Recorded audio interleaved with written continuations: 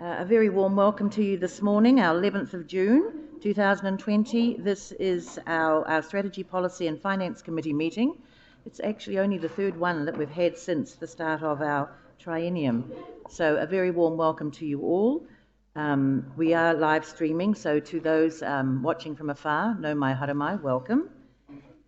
Please, if you just turn off your phones, mobile phones, and we can take a break when it's necessary so you can clear any urgent calls.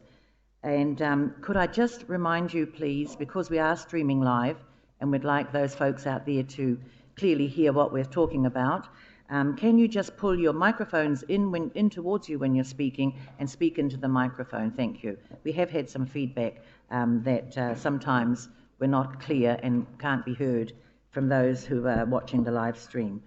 Before we start our meeting this morning, could I ask, please, Mrs. Trumper, if you would open our meeting with the karakia? Thank you. Okay.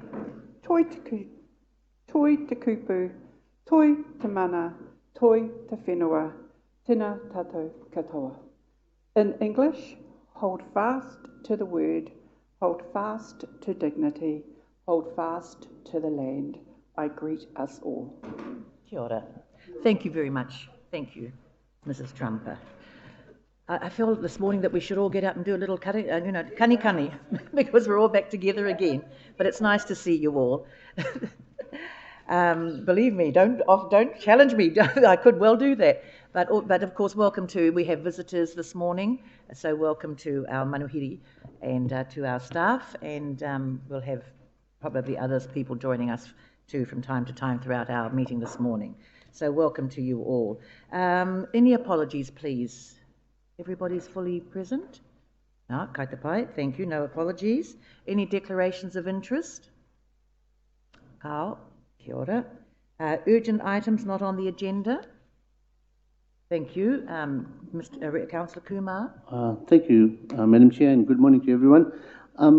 Just something about an old hat that's been probably forgotten, but I don't know whether it pertains to this meeting or not. But at some stage, is it possible for Strategy, Policy and Finance to give us an update on where Terex is at, please? That's in our Terex. It's in our, it's not. But we do have, I saw something the other day on it. Oh, probably it was in the media. Well, thank you, but it wouldn't be appropriate for this meeting, but thank you, so noted. Was anyone else for an urgent item? No, thank you very much. Confirmation, item 5 on our agenda, confirmation of the minutes. May I have a mover and a seconder, please, for the motion that the minutes of the Strategy, Policy and Finance Committee meeting, the minutes of the 6th of March 2020 be confirmed as a true and correct record. Thank you, Mr. Thomas. Thank you, Mr. Berriman-Kemp. Are there any amendments, changes, additions? Carl, thank you. I'll put that motion. All those in favour, please say aye. Contrary, thank you. Carried. Staff reports. Thank you. Now, He Papakainga, He Hapori Taurikura, He Papakainga, the Rotorua Home and Thriving Communities Strategic Framework. May I have a mover and a seconder, please, to receive that report? Thank you, Mr. Thomas. Thank you, Mrs. Trumper. It's been moved and seconded. I'll put that motion. All those in favour, please say aye. Contrary, thank you. Carried. Good morning, JP, and good morning, Rosemary. Welcome this morning. You're going to overview our report this morning. Thank you. Kia ora. Morena, everyone. We've just got a short presentation to introduce the Housing and Thriving Communities Strategic Framework. But before I do, I'd just like to acknowledge our establishment leadership group who worked for the last probably close to 6 months helping us shape a strategy that really represents the partnership between Te Arawa and Council in creating a strategy for our place. So just in the audience here, we've got Jeff Rolliston, Tupara Morrison and Hingatu Thompson, so 3 members of the establishment leadership group. So the only other member of the Te Arawa side of that equation who's not here today is Karen Verco.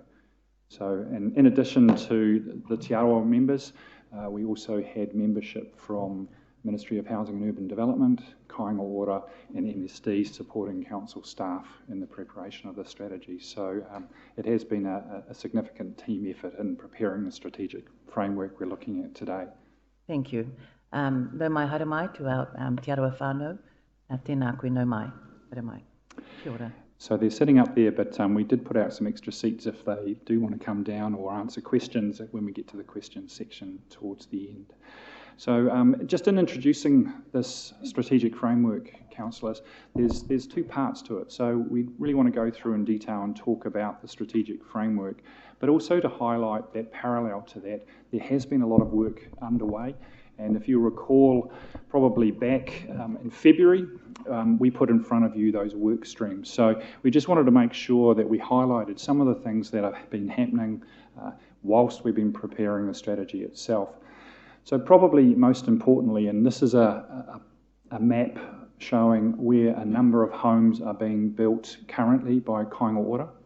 So there's 65 new social builds underway or finished at the moment. There's also agreements with 3 iwi trusts to put in place approximately 40 transitional houses. So that's underway at the moment as well. And Kāinga Ora are also working hard to ensure that there's a pipeline of land to put in place additional houses. At this stage, their estimate is the land would probably yield upward of 100 houses. And then probably back up to that first bullet point, councillors, removing barriers for new residential development. We've reported to you previously that we've met with the various developers across the city, both the east side and the west side, and that's where we highlighted the issues predominantly focused on stormwater. So Stavros has been working to undertake that master planning of the stormwater infrastructure, but also we've got the fast tracking plan change currently underway for Papakainga, and also some plan change work that's commenced on the east side. So those are sort of those key achievements to date that have run parallel to the preparation of the strategic framework. And probably the last point there, and I've highlighted it, those genuine partnerships across with Te Arawa, our partners in the space, land trusts, and also some of those other iwi trusts who are particularly involved in the transitional housing space. And probably the next slide highlights where that real value has been for us in having those partnerships in place. And that's really in the response to the COVID-19 lockdown. So because of those partnerships we had, and we've talked previously about the move from those homeless, from the current shelter into the motels, a lot of that work was based on the ability for us to work effectively with Ministry of Housing and Urban Development and the motel sector very, very quickly. And also to enable that sort of wider distribution of some of the emergency housing clients to more motels to provide what I call a sort of a base load of occupancy through this very damaging period for them. And finally, it's also enabled us to put forward extremely credible and well-supported shovel-ready projects through the Crown Infrastructure Projects Fund. So we're still waiting on some decisions about those projects, but we've got a lot of support from Kāinga Ora, the Ministry of Housing and Urban Development, and MSD for some of those projects because of the work and the partnerships that we've created over the last 6 or 8 months. So councillors, just giving you some background there. There was another box off the side, but it's fallen off. But it really talked about some of the significant work that had been done previous to the last election. So the spatial plan was a period where we saw the starting to change for Rotorua from being a community where we had flatline population change to steady increases in population. And that resulted in us being classified as a medium growth council and requiring us to start doing some reporting to MB and MFE. So with the new council coming in October of last year, we took the opportunity during your induction to start highlighting some of the pressures and points of pain we were starting to experience as a community. And obviously that resulted in council identifying as their new priority for the term, housing and thriving communities, so a real focus for this council. At the same time, there was a significant amount of stakeholder engagement and consultation going on. and also the various hui and workshops that have been undertaken, coordinated by Rosemary and also Arapeta Tahana with our partners, I think culminating in a hui at Tangata Kapua. In addition, of course, we had commitment starting to come forward by the Ministry of Housing and Urban Development. So Minister Woods came and visited Rotorua and talked about the place-based assessment. So that's where the government was really focused on making sure that they had that data and information that was critical to making good investment decisions from a government perspective. So a really important underpinning for us of our strategic framework. And then I've just added in there the Te Arawa Vision 2050. So obviously a document and a significant amount of work that's taken place over the last 6 to 12 months in Te Arawa, talking about their aspirations and identifying the priorities for the future. And there is a real synchronicity there with the issues around housing and homes and thriving communities. So really important input, I believe, into our strategic framework as well. So I've mentioned previously the separation then of our work streams that had been worked up with those government departments and our Te Arawa partners that were progressed regardless of the strategy formations or at the same time. So, and also below that obviously was the establishment of that as a leadership group. So that's now come together with us presenting today the strategic framework. And we'll probably talk a bit more later on about that work program and where we go next with it. So at this point, I'll just hand over to Rosemary.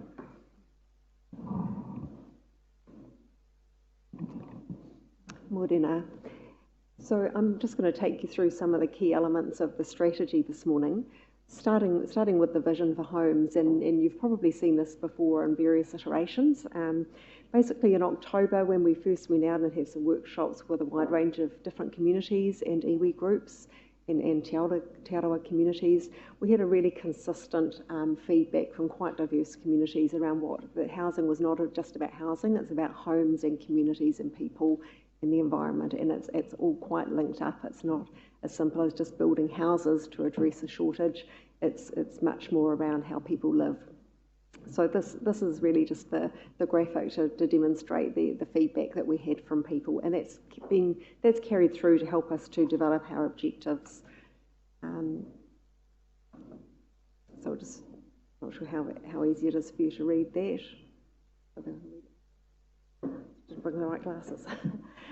So the first objective is around safe emergency housing options being available for people with differing needs. And again, we know that people don't all have the same needs, and it's not one size fits all.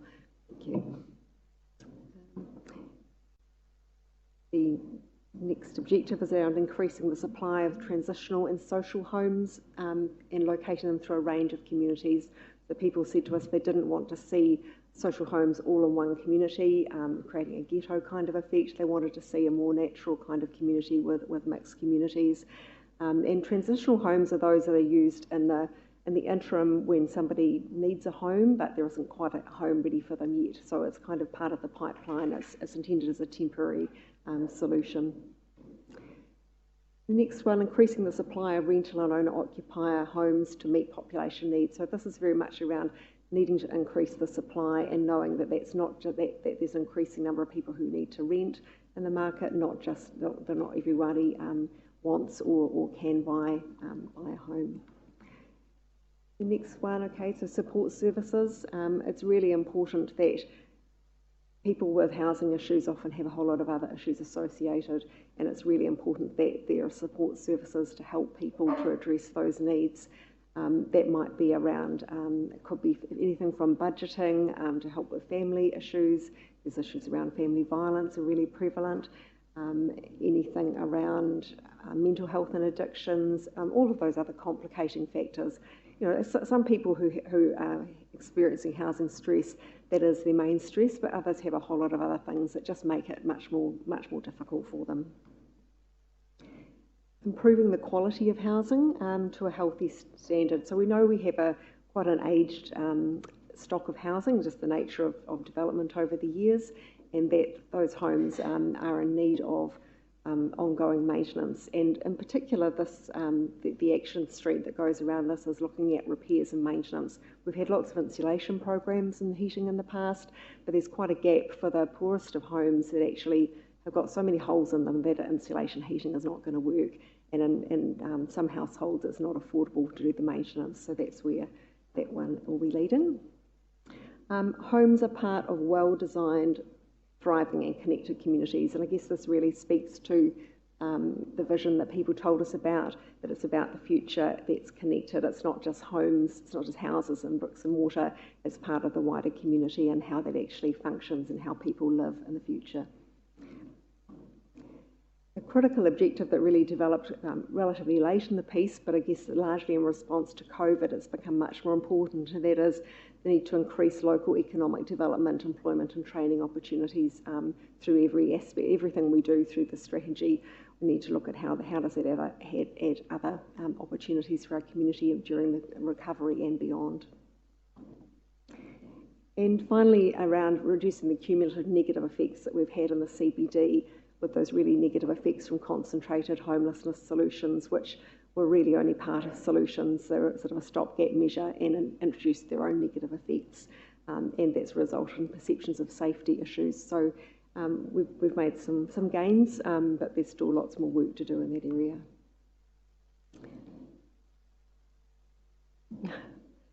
Okay, so this graphic really just outlines the work program, and across the top there you'll see what we call the housing continuum. So it starts on the left from looking at social and community housing, so people who need a lot of support with their housing. In the middle we talk about affordable housing, which is again, when we have people who are first homeowners or people just starting out or people on low incomes, it needs to be affordable for people to live, even if they don't require a lot of other support.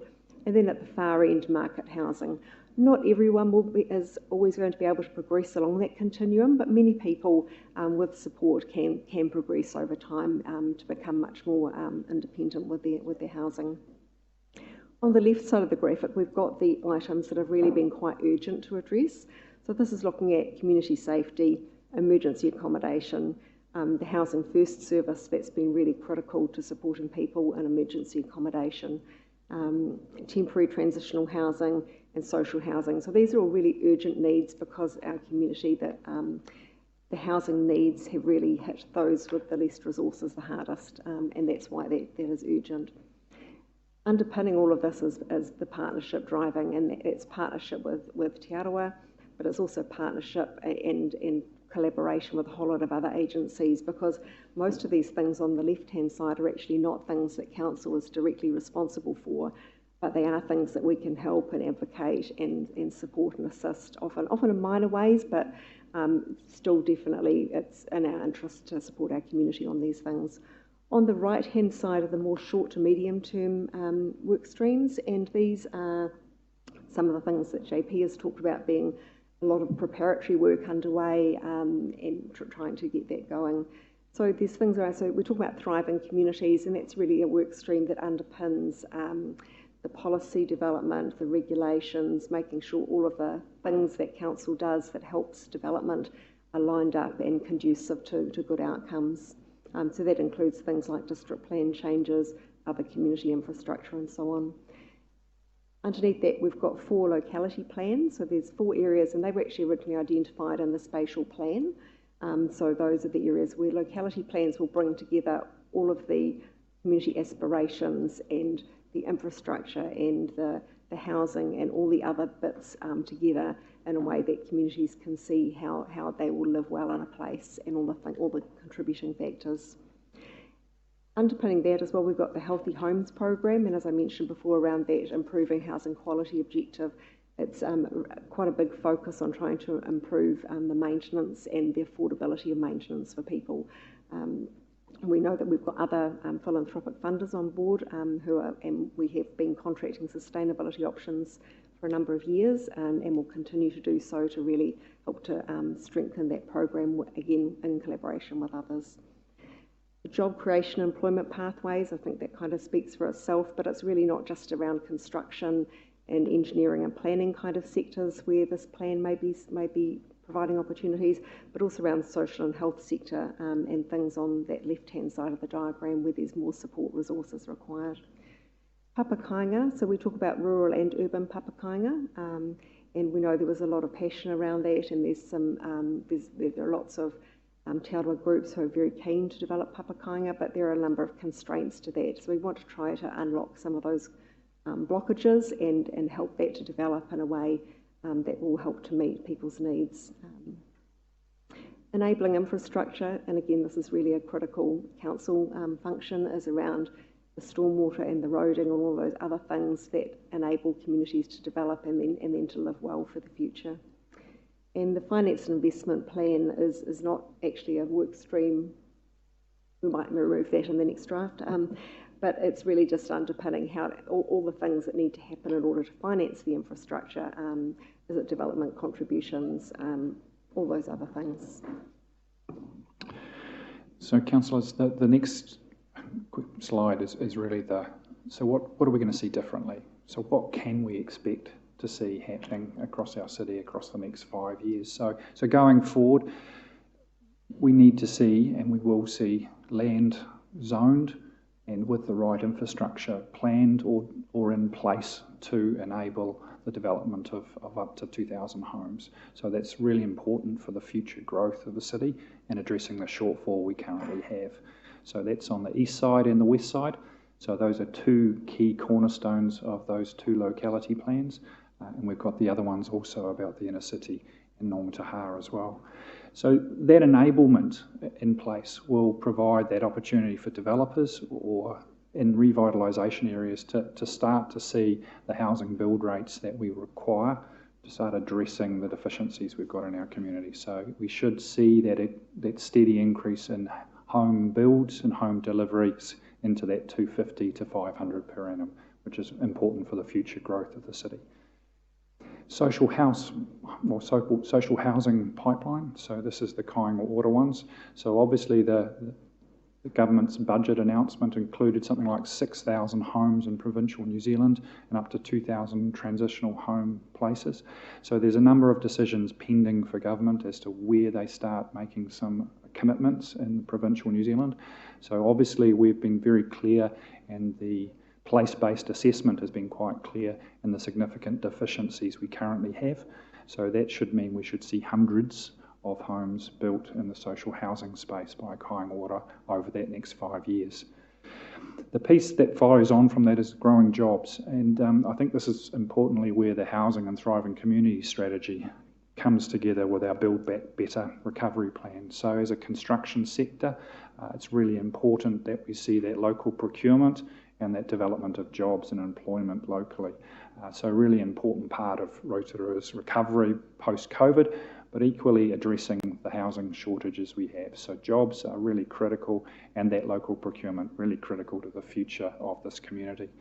And finally, and of significant importance, is those iwi development partnerships. And we spend a lot of time talking during the spatial plan process that actually the future development of the city is going to be led by iwi, and it's often the iwi land that is central to their investment decisions, but also the development of our community going forward. So a really important part of what we should see over the next 5 years as well from this plan.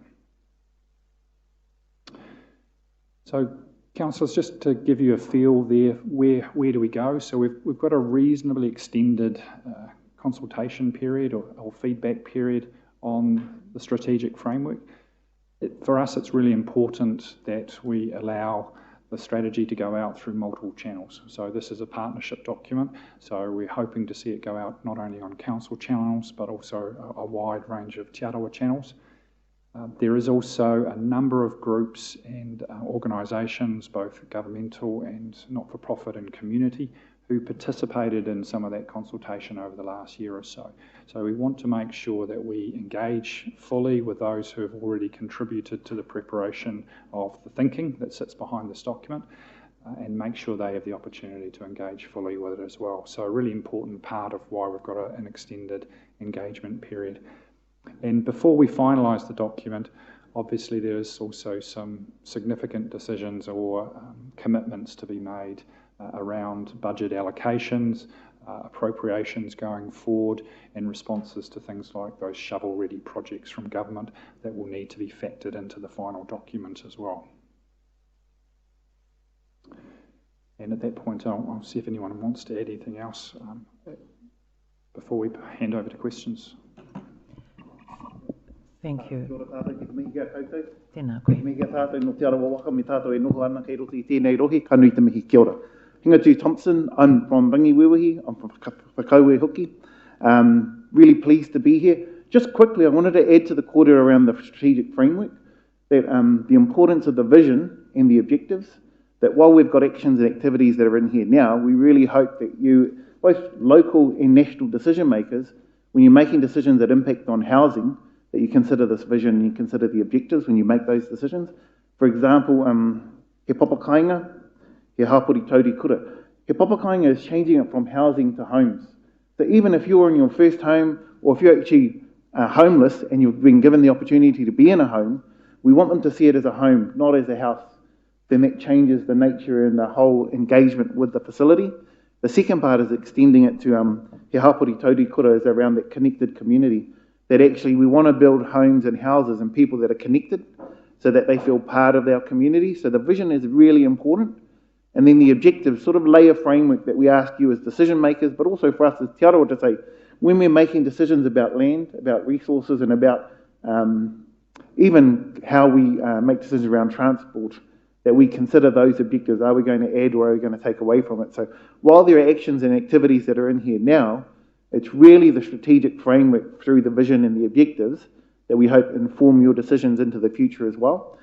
And the other thing is that achieving a partnership, we've had some really robust discussions within our hui, challenging in terms of questioning, now, is this really a partnership, or are we here just to rubber stamp the things coming through the council? And I can say actually the council have worked really well with us and they've responded to the challenges.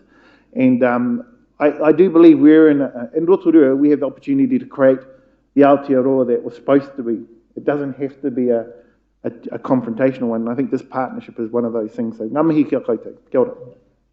Kia ora. Thank you.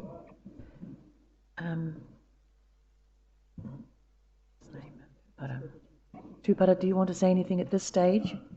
Thank you. Thank you very much for that presentation, and I really would like to give a good cheer for that strategic framework. It just shows that we are moving forward. Yes, it's taken some time, but also you get a real sense of the number of people who've been involved in developing that framework, and the thinking that it's not just a house that we're trying to provide. It's actually a home with everything that goes, and the connectedness, people feeling part of the community as well. So before I open it up for questions, I think, Jeff, you'd like to comment on what we've just heard. Thank you. Thank you, through the chair. And it is a bit of a cheer that I'd actually like to actually provide here. The staff in their normal, understated and humble way have presented to you today what I consider to be an absolute key milestone achievement. You remember that in October, some 9 months ago now, we talked about the challenge of housing and homes and communities in Rotorua. I think at that time we were talking about an estimated 1,700 or so homes that we were short, which was resulting in homelessness and overcrowding. That was in a context that council does not build houses, nor does it own the land that the houses will be built on. And so council responding to this challenge was always going to be a very difficult and big ask. What you've heard today is the delivery of a number of things.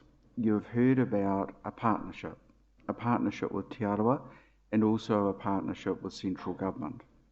And I think that the nature of those partnerships should give you confidence that this strategic framework is not just a lot of words on paper.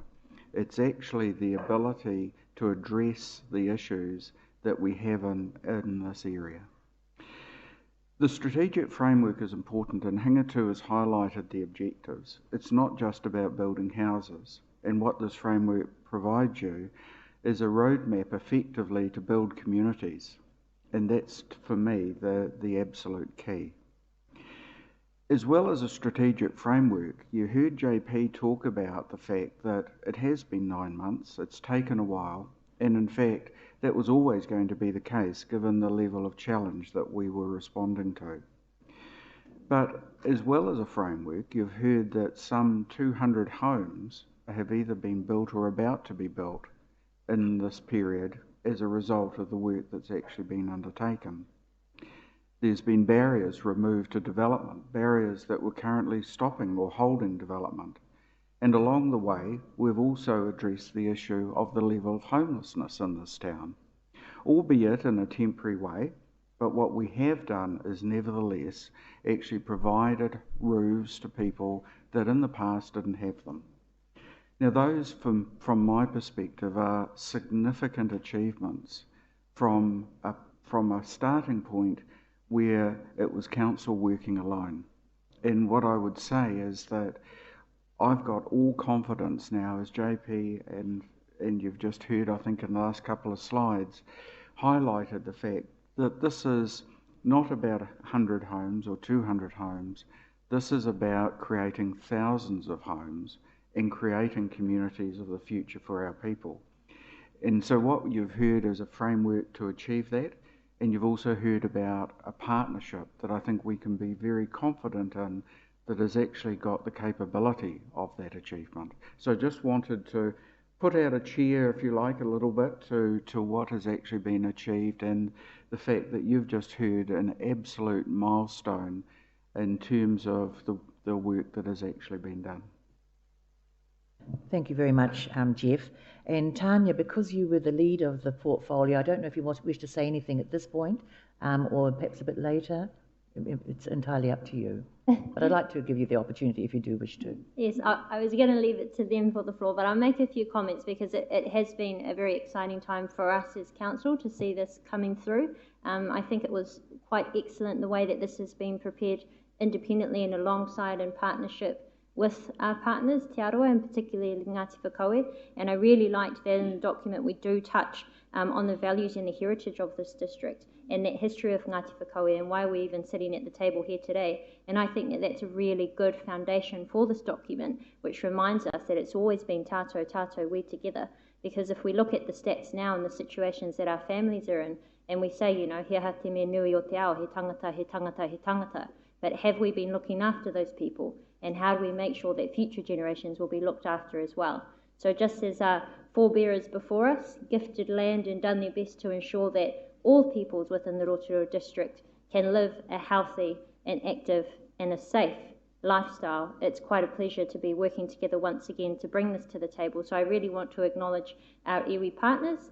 It has really been a partnership. It is, and that's what I think is so wonderful about this council is when we came in, it was very clear, and we were clear, that our top priority was thriving, sustainable communities in terms of getting homes that are healthy, that are fit for purpose, and that our families can afford as well. So it's a very exciting start. It's only the start. So when it delivers, I'll have a lot more to say and we'll definitely be dancing. But I'm really excited to take this out to the community for consultation, the wide community, and I want to acknowledge the work of our staff as well, because this document was actually prepared under the challenges of COVID-19, and to get especially our homeless people that are on the severe end of the spectrum into, although temporary, but into a safe place where they have a roof over their heads was no small feat in itself. So I want to thank our staff, all of the work that they've done and all of the time, and I look forward to seeing the feedback from our community on this. Ngā mihi nui. Thank you, Tanya.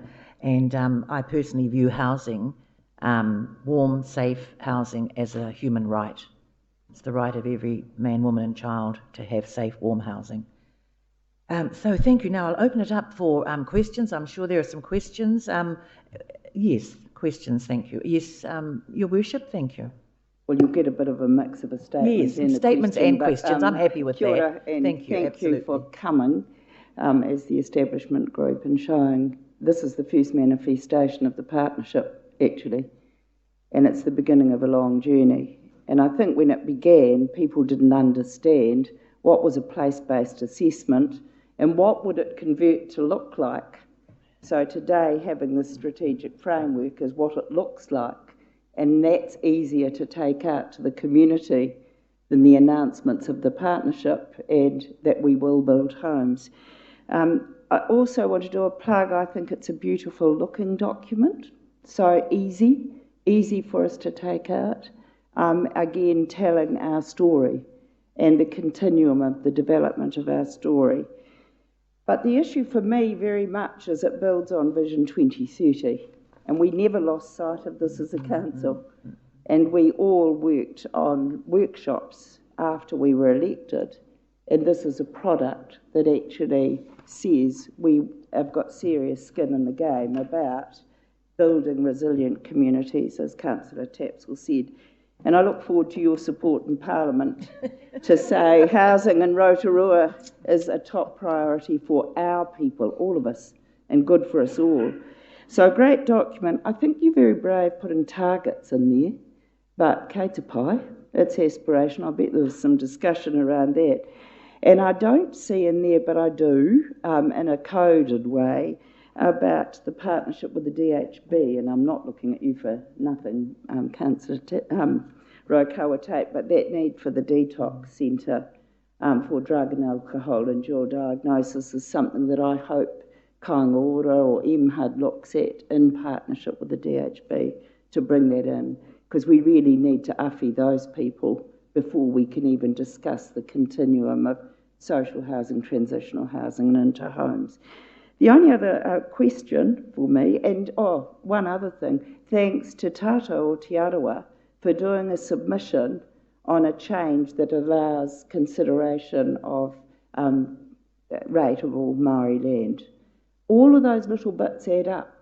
And so in a framework, all of these parts are very, very significant. And I won't mention SHAs, but this is far more substantive than special housing areas. Yeah, it's a great integrated product. My question is about wood first, that we really do believe in and need to see some skin in the game. And the other is geothermal for heating. And that building resilience into this strategic framework. So I don't know, I sort of see it there, Rosemary, but not quite spelt out. But it's fantastic. And coming out of COVID, everybody hugging each other, what a great day to get this strategic framework delivered in partnership. Thank you. So 2 questions. You might want to attempt them. Geothermal for some of the greenfields discussions has certainly been part of the conversation with the partners who have potential access to that.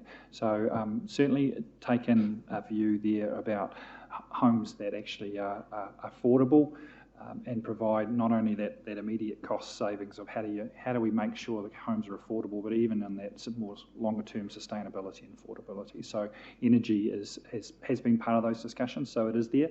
The second point about wood first, I think there's an understanding certainly from Kāinga Ora about the need for using local supplies, and I think our code in here was to talk about that local procurement. Yes. We have a lot of timber and a lot of wood processing around us. So if we're thinking about being sustainable, it's also important to think about using our local resources effectively and I think for Kāinga Ora also quickly. So it's that availability to build and potentially prefabricate to speed up the house building process as well. So wood first is very much central to that conversation as well. Anything on the geothermal? Just that comment about those greenfield areas. Oh, right. Thank you. It is available. Thank you. Councillor Maxwell. Thank you, Madam Chair. Tuatahi ke te mihio, kia koe taku ira mutu a hingatu, me tūpara, e me Jeff, kia ora koutou katoa. Well, first of all, I too think this is I'm very impressed with the work streams that you've got in here and the work programs that you've got in in your report here. Especially here in Rotorua, A safe and caring community is one of our priorities, and I see that you've, I like the comment you made, Hingatu, that you've had robust discussions and working in that area.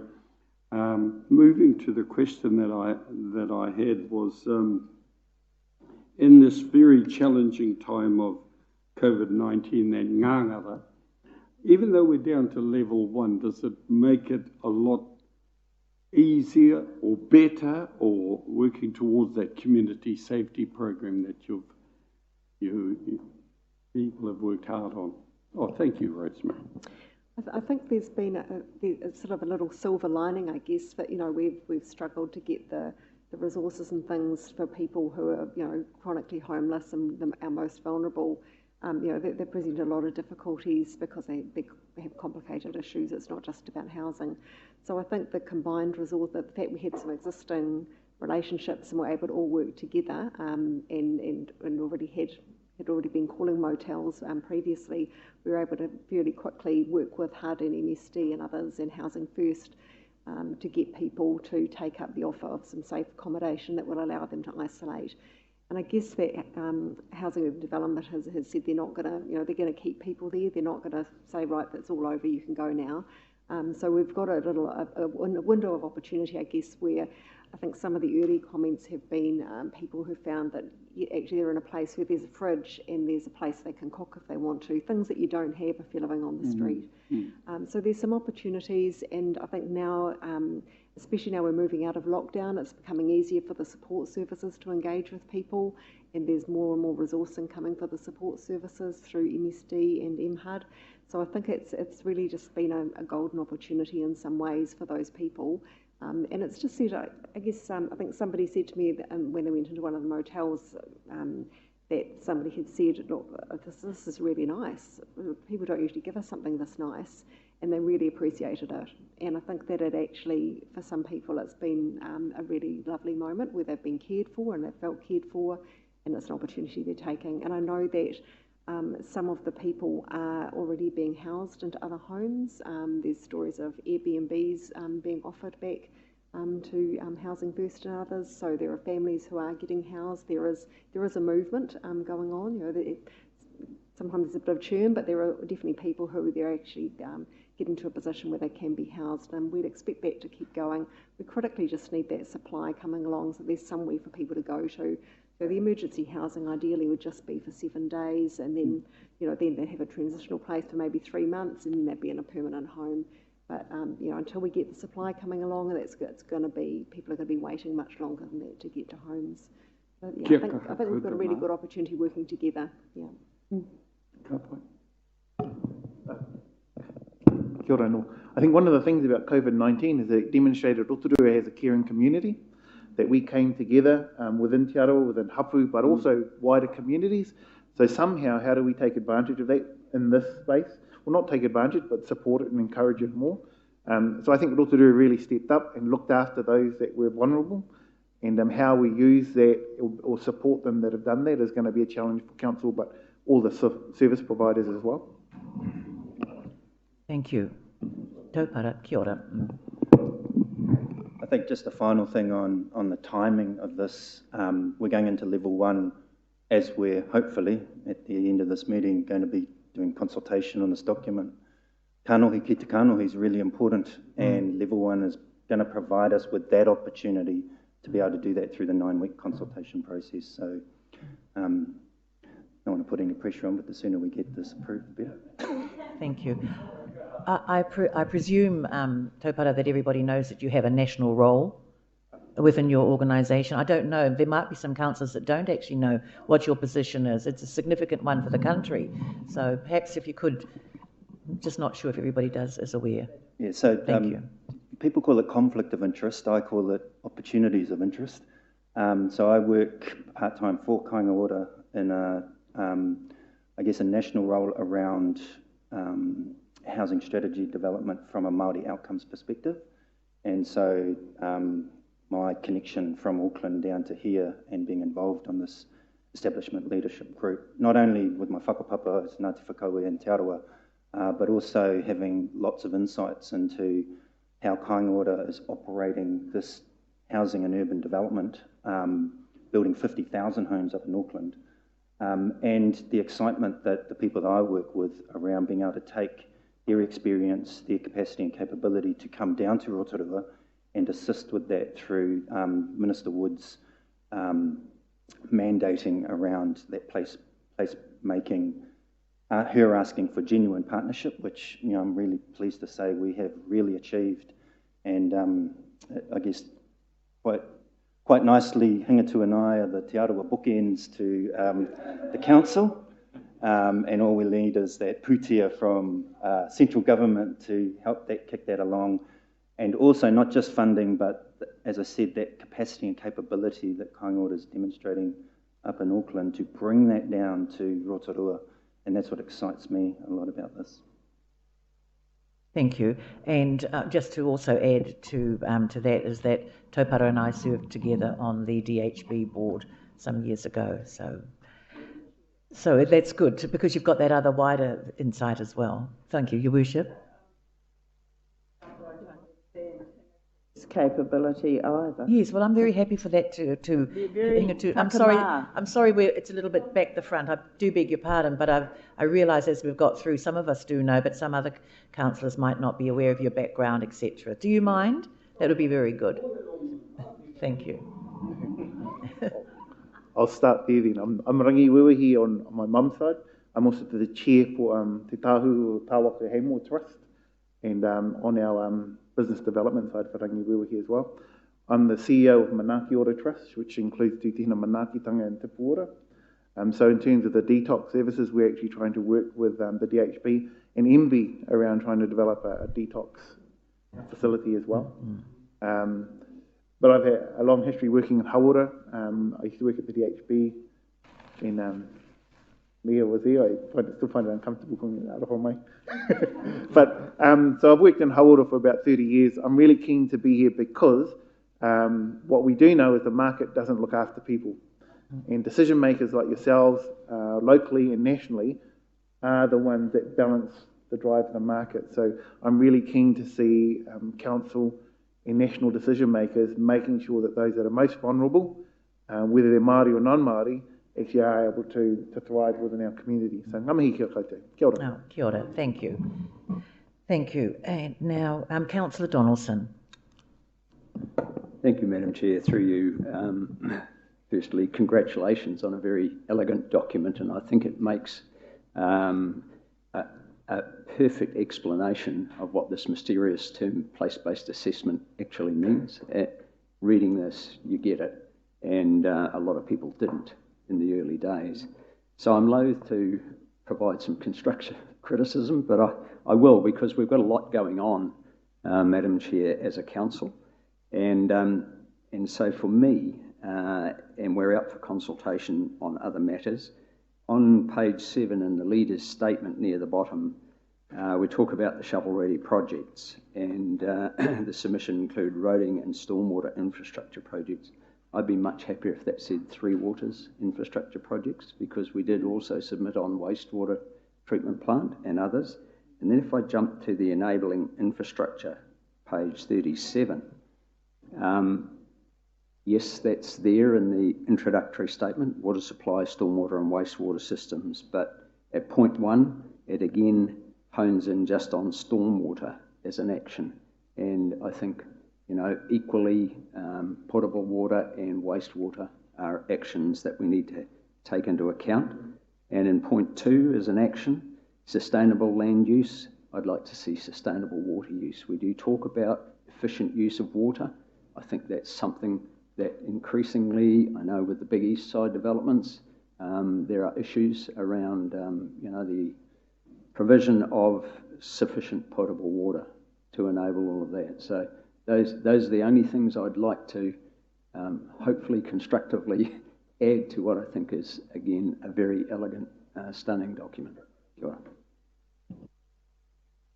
Thank you. Mr. Berriman, thank you. Was that a question there? Oh, no? No, thank you. I didn't think. Thank you. Mr. Berriman Kemp.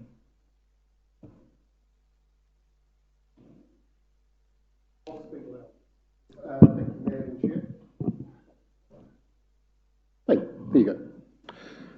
Yes, kia ora koutou. Thank you for a fine report and fine presentation. Certainly, I must say, I get to go through quite a few of these sorts of documents and stuff. Extremely comprehensive, it's well put together, and you can see the benefit of the partnership that we've talked about. Madam Chair, if you'll indulge me, I've actually got 5 questions, but I'm going to try and get through them really quick. The first one, actually, it's because of the comprehensiveness of the report. There's an awful lot of lead agencies, and one of the things that I was interested in is actually who ultimately does the coordination function, who is the actual lead agency. Is that RLC? I appreciate within the document that those agencies need to be there, but sometimes I do get a concern that if it's everyone's responsibility, it's no one's responsibility. So that's probably just my first question. We just did our checking in. I suppose what we tried to be really clear about was that this first group was the establishment leadership group, bringing together all the partners. One of the things that we're looking to do as we now move into finalising the strategic framework, and you're absolutely right, a lot of moving parts and a lot of moving partners, is that we will establish a longer term governance group.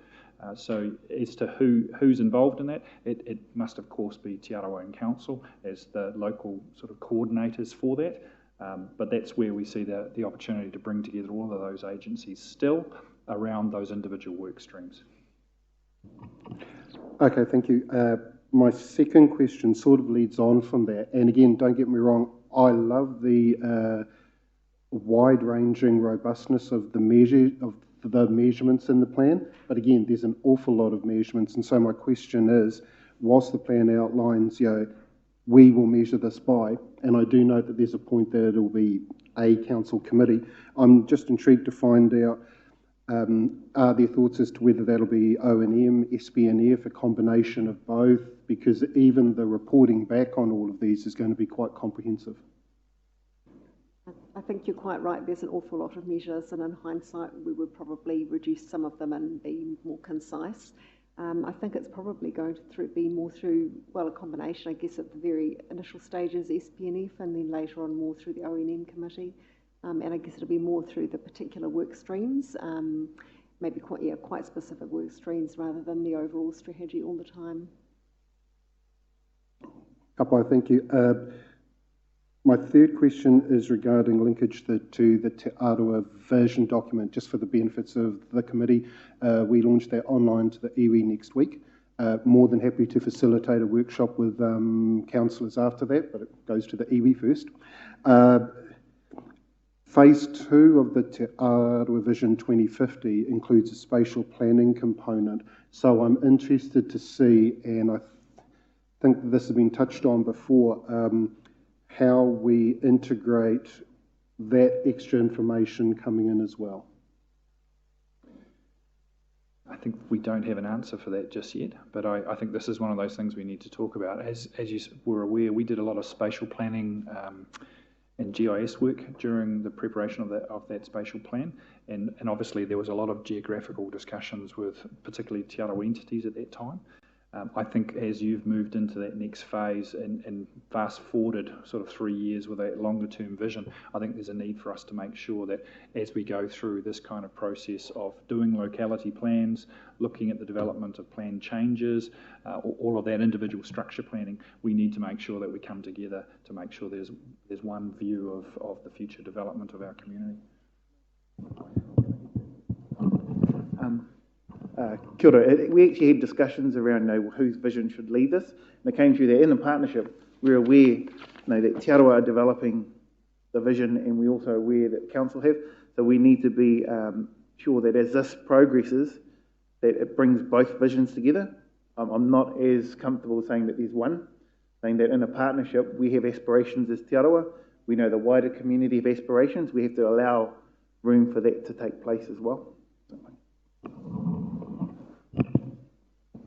And I just guess one final point to that question is that was the real value around having Karen Verco and Tātobi involved, is that they were sort of right across how that 2050 vision for Te Arawa has been compiled, what they've what they've put into it, which links in nicely to this. So we felt that the vision, the 2030 vision of council and the 2050 vision of Te Arawa came together nicely as sort of being those touchstones around the partnership, and then they can build through to the work streams that we're putting together. Tapai, thank you for that. My last two questions I'll combine into one. Ola, and thank you for those answers because I get that. My last question comes round to how we process this within the community. I'm interested to know, first of all, whilst consultation goes through until August the 14th, is that correct? Unfortunately, post-lockdown, I'm already a little bit concerned that we're going to end up with consultation overload. We're already consulting on the wastewater treatment plant and the annual plan. We'll be consulting on this, and that's just council, because now every other agency is wanting to talk to people as well. So my question was actually whether August 14 is long enough, although I know Tupora wants it done by the end of the month. And from that, how will the implementation of the strategy be reflected in the annual plan consultation, given we're doing those things in parallel? And I don't know if you'll have the input on this in a way that dovetails nicely into the AP consultation. I'll start with the annual plan one first. We made sure that there was provisions within the annual plan to underpin the work that is predominantly the council piece. So the funding is there, and Stavros is coordinating things like the master planning around stormwater. Locality planning, we've put aside the resources within council departments at the moment for that, and it's been led out of Jocelyn's area operations because it brings together the community engagement consultation piece with structure planning and plan changes. So that's very much a planning function. So those core resourcing for us to continue to do the work behind the scenes on the pieces that are central to council's contribution are funded into that annual plan. Thank you. Jeff, did you want to add something there? If I can just go back to the nature of the document that is actually in front of us today, I think it's actually quite unique in that what you have is a strategic framework which aligns effort. So you can have multiple visions, and what the document though does is actually to allow Te Arawa Council, the community and government to align their effort to the achievement through the strategic framework of the different visions and ambitions of the different parties. And I think that's quite key to this. This is the challenge of creating connected communities, healthy communities, new homes at a scale that we're talking about in Rotorua is in and of itself an insurmountable objective if any of those parties try and achieve this alone. But through the development of an agreed strategic framework that we all align our efforts to, we can achieve those outcomes. And I think it's that strategic framework that is quite key in this achievement. You'll notice this is not a council document. No, it's not a council policy document.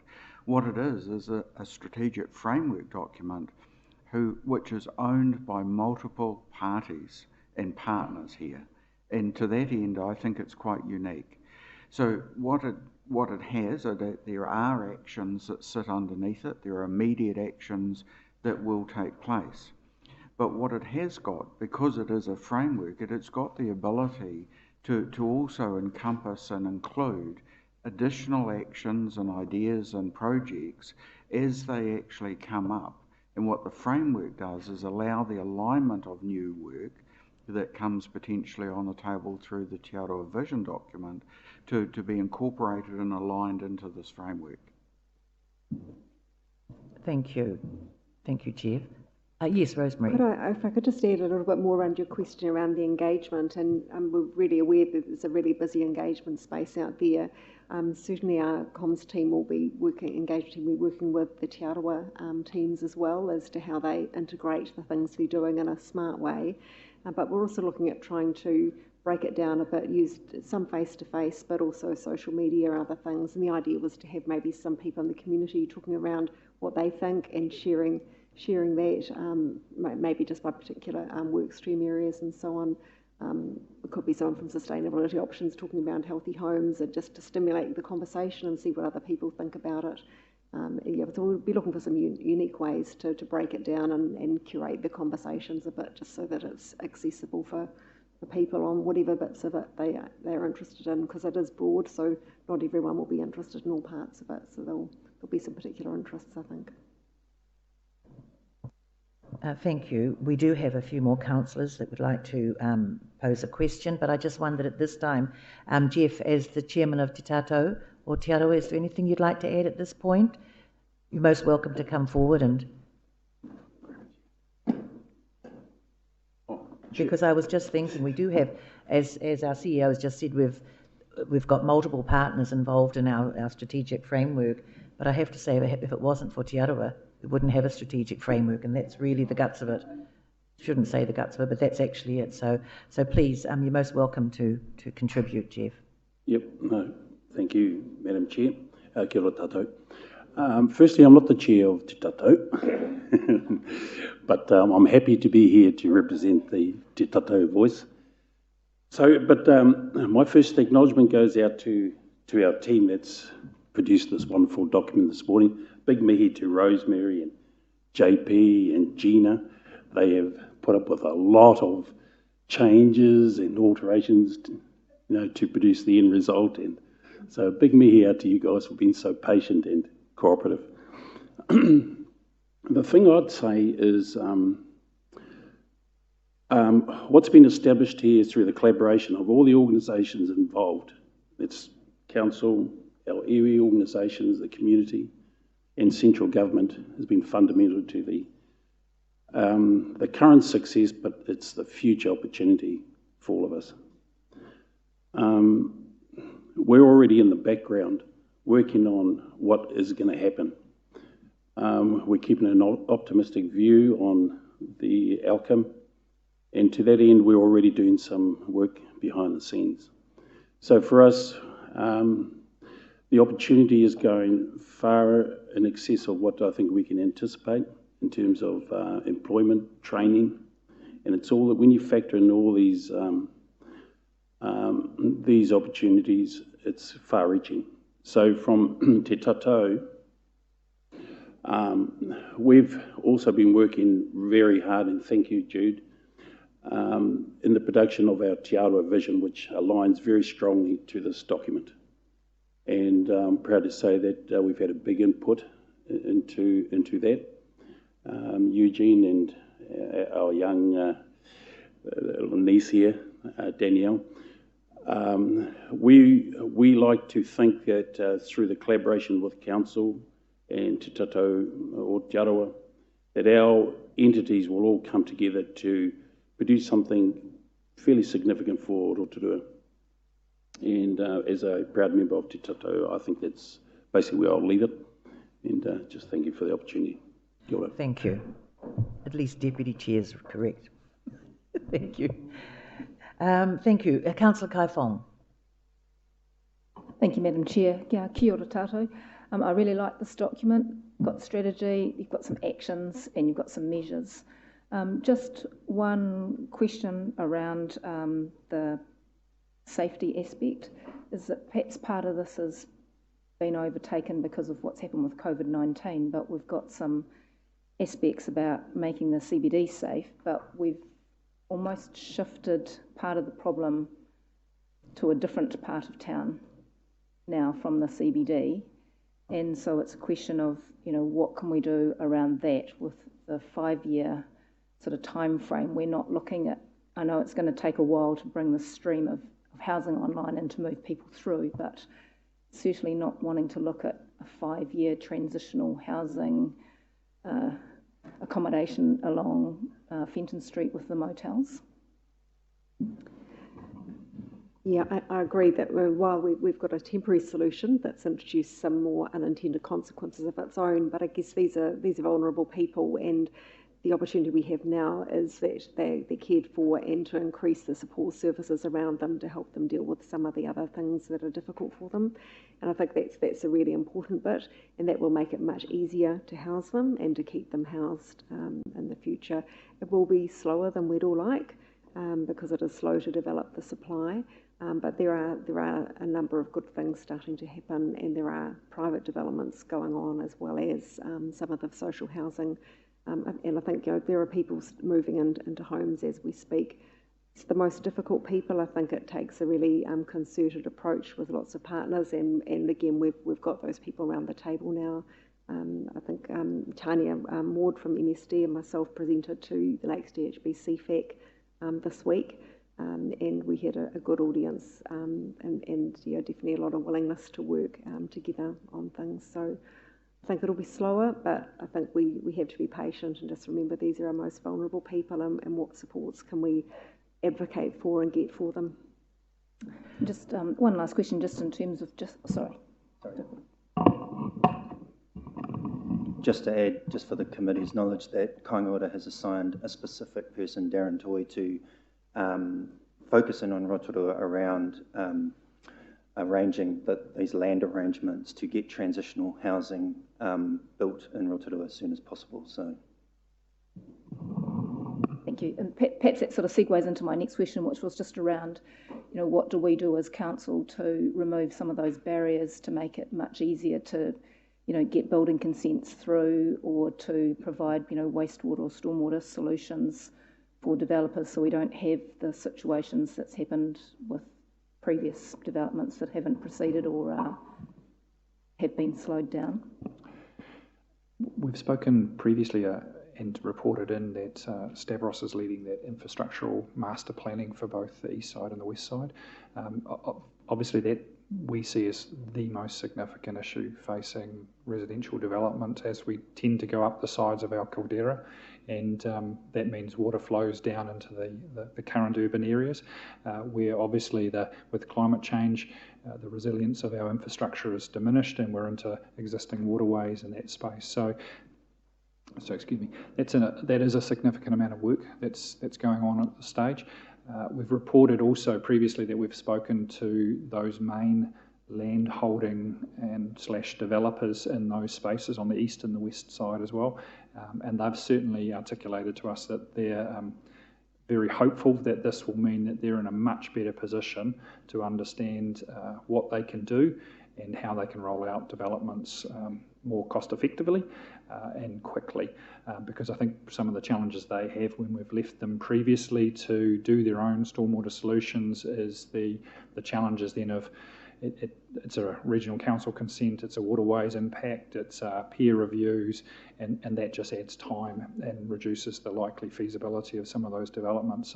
So for us, that still remains the most important focus, but I take your comments around making sure that we're also looking hard at our own internal processes around consenting and building consents as well. So I think that's ongoing work for the operations area.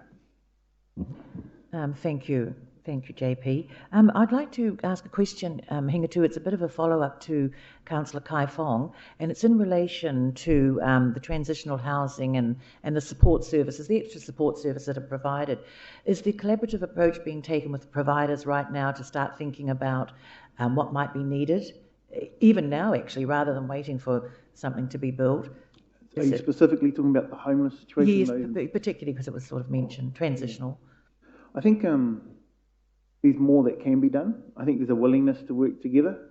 I think if anything, as I was saying around COVID, the lockdown period, it's going to create an opportunity for us to come together more.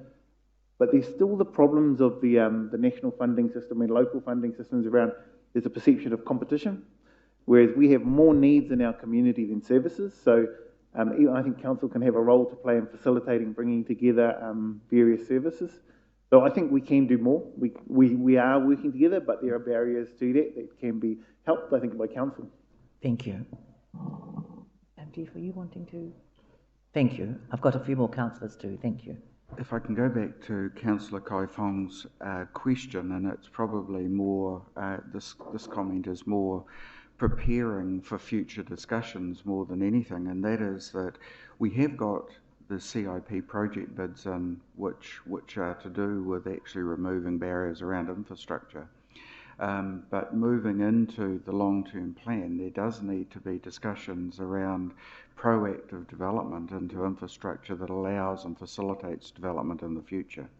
In the past, Council has taken an approach really where historically there has not been a large amount of development requirements in the city, and so therefore proactive development to allow proactive infrastructure development to allow and to facilitate development has actually not occurred. And so this is actually a discussion for Council in the future as to what preparedness or what wish do you have to invest proactively into infrastructure provision in our community to facilitate future development. Thank you. Councillor Yates, then Ms Marks. Thank you. Tēnā koe, through you, Madam Chair. Nei rā te mihi kau atu kia koutou mō tēnei rautaki. So on that note, I don't have any pārtai. I'd just like to move the motion that Council approves the draft. He Papakainga, He Hapori Taurikura te Popo Rautaki Homes and Thriving Communities Strategic Framework, please. Thank you. Thank you. Thank you for that. Ms Marks? Thank you, Madam Chair. I just have a question because I'm acutely aware of empty houses that are around the city and rurally due to unaffordability, and understand that you have looked into Airbnbs as a way to provide some sort of housing, but are there any other places and ways we're looking at into those transitional housings like empty homes through this framework to kind of give that boost without having to wait for these houses to be built in the meantime?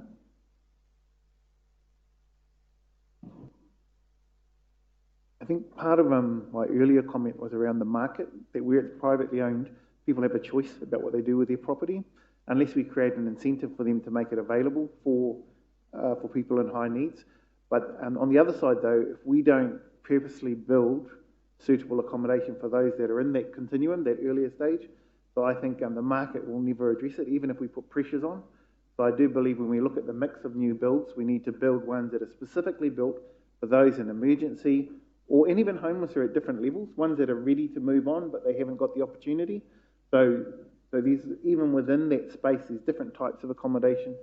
I don't think we can allow Airbnb, while we should look at ways that we can encourage investors to make different decisions about how they use it, we need to have alternatives as well. Thank you. And, Councillor McPherson, thank you. Kia ora. Through you, Chair. Kia ora koutou.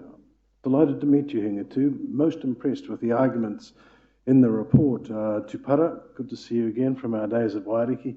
And Jeff and the ladies, good to see you. And JP and Rosemary, this report that you've put forward is clearly a leadership group report. It's not technically a council paper. And I found it very interesting because it updated me from a time when I got a privileged briefing with others from Ray Morrison on the East Side project, how that was coming along, and it's the conceptual basis, engagement with geothermal ideas and so on. Very impressed.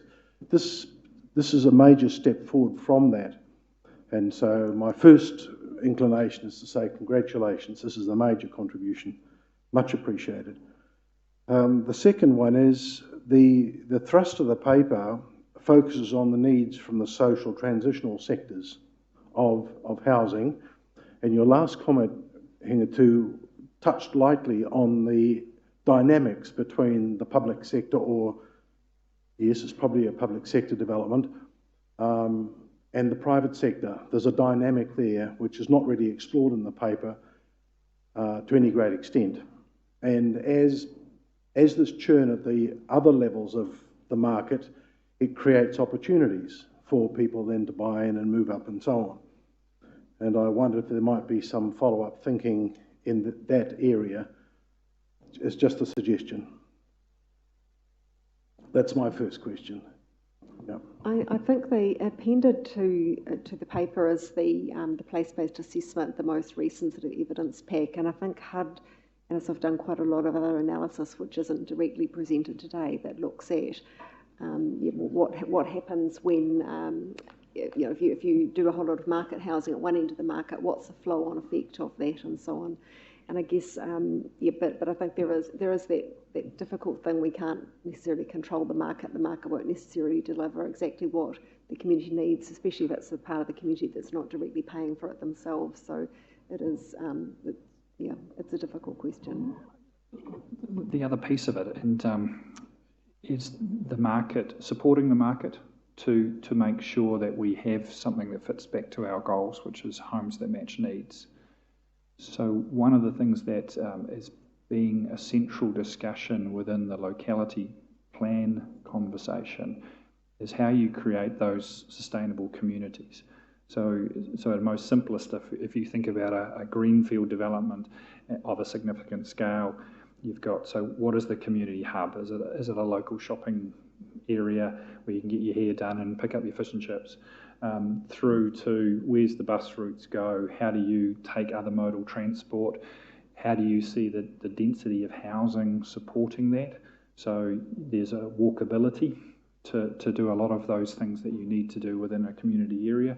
And equally there too, we're looking at how that can be seen in a positive development way, because obviously that then changes things around density, section size, site coverage. So those are some of the things that then start going into the structure planning and district plan changes. So you actually enable the market to meet the actual needs and to support those wider outcomes in a community. So that's helping the market space there, make sure that we're getting the right kind of homes.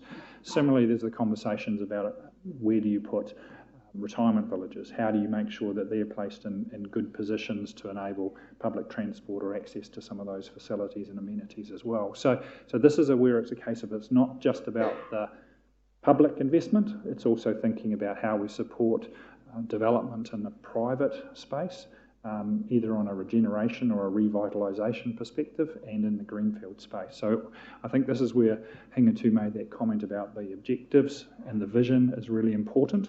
And that relates not just to the public space and where we put public houses, but equally to the investment that we support and encourage in new builds. You know, there's often those comments about the only feasible new build development is a McMansion of 4 bedrooms on a certain section size, which is for a vast part of our community and all communities is just totally unaffordable. So how do you get that right size and right place for people? So it's a long answer, but it's one of those ones that goes into the planning domain to support the private developers build communities.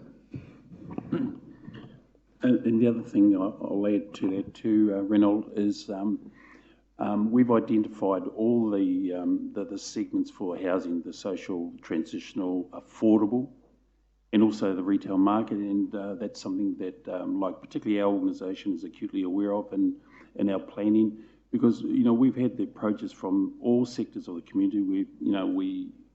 We are confronted with the homelessness and the unaffordability of housing, but we also recognise people in that other segment who are looking to upgrade, who are looking to shift to Rotorua, and are requiring or looking at another level of housing. So we are very aware of that, and our planning is catering for that.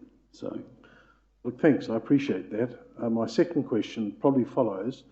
That is, I recall from that earlier conversation with Ray Morrison about the nature of demand for Papakainga housing, that it is, in some sectors, it is quite different depending on rural or urban forms of Papakainga housing. Can you update me on the demand for these different types of housing? Well, the only thing I'd say, demand is exceptional, and it has been for a long time.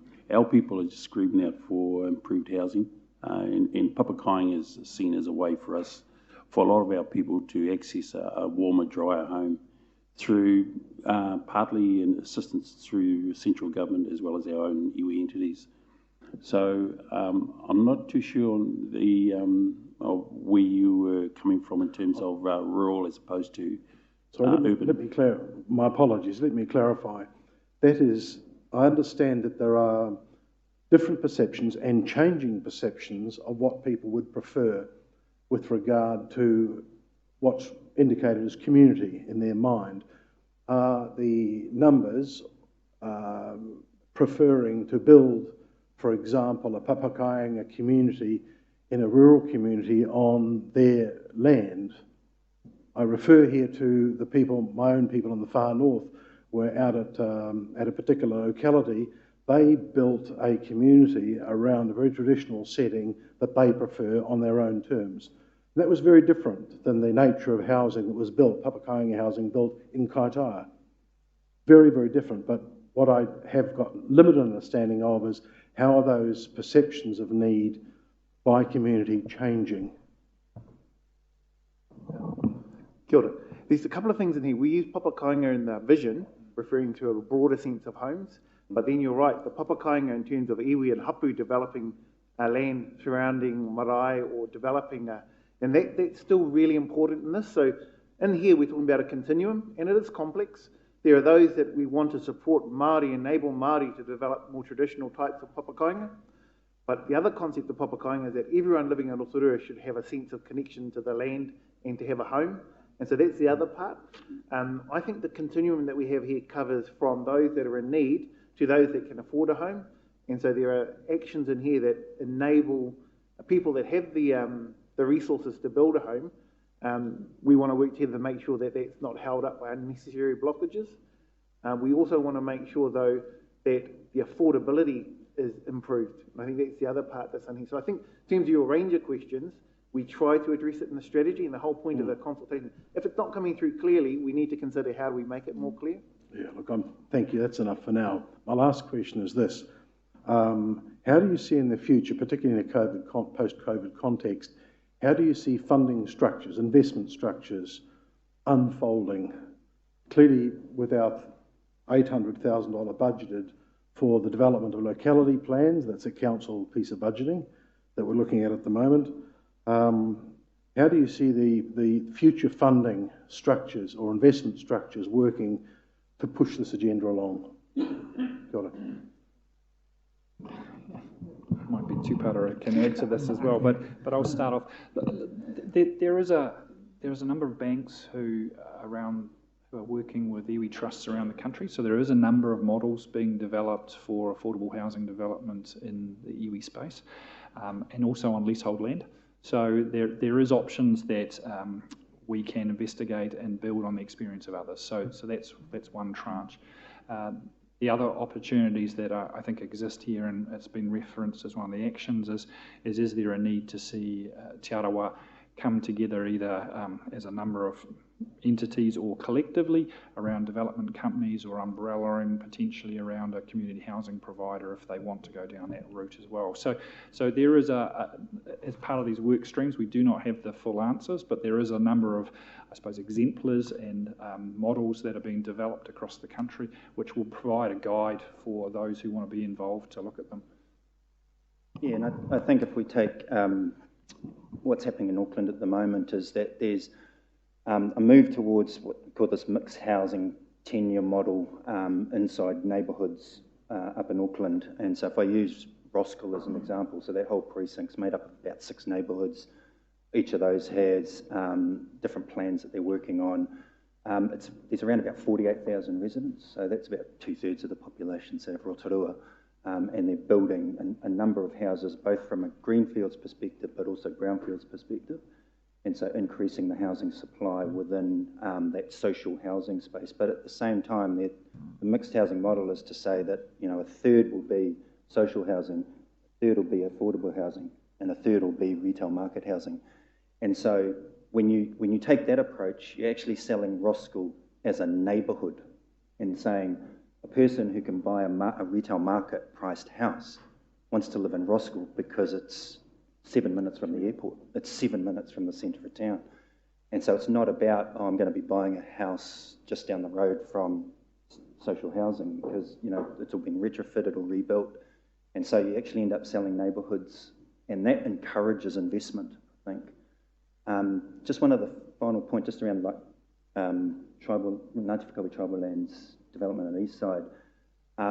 Whilst what Hingatu said around what Papakainga is, and sort of a more broader what that is, it's actually a private developer on Māori land developing housing, which is quite different to Māori developing Papakainga on land, whether that's urban or rural. So it's quite two different concepts. And also in that mixed housing model, there's opportunities for design planning in those houses to reflect communal living in what those designs look like. So as I said, there's a number of opportunities for things that are happening in Auckland, even though it's a metropolitan urban. The concepts and the principles around how they're doing it can really relate to what's happening in Rotorua. Thank you. I am going to wrap this up now. I'll take two more questions and that will be it. Councillor Kumar. Thank you, Madam Chair. I'll keep it very brief. Good to see you, Tapara.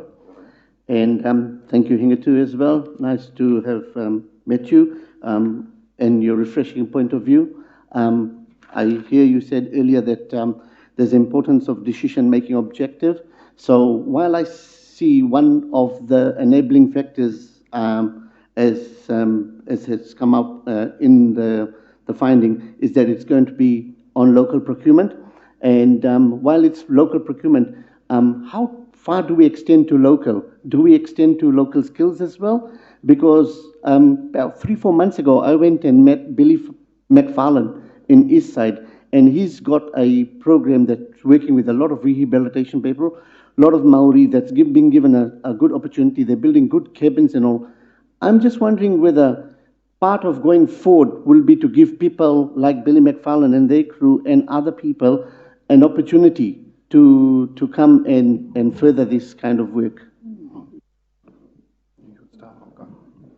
So I think that's the value of having those statements in these documents, but it's more of a principle, and then you make a decision on each situation.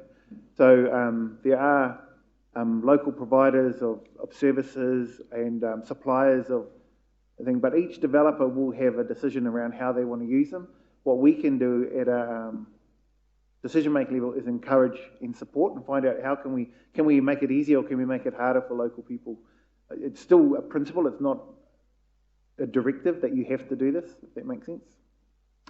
I suppose just adding to it too, Councillor, and it's a reason why I referenced it as part of our Build Back Better. We've started conversations with Kainga Ora, who, with their view that they'll be committing to a program of social house builds here over the next few years, that provides a base load of construction work. There is a real opportunity for government departments and iwi to come together to start to create a pipeline for skills, training and local employment. So it's not just the procurement of goods and services, it's also about creating that pipeline and for us building and boosting our local construction sector.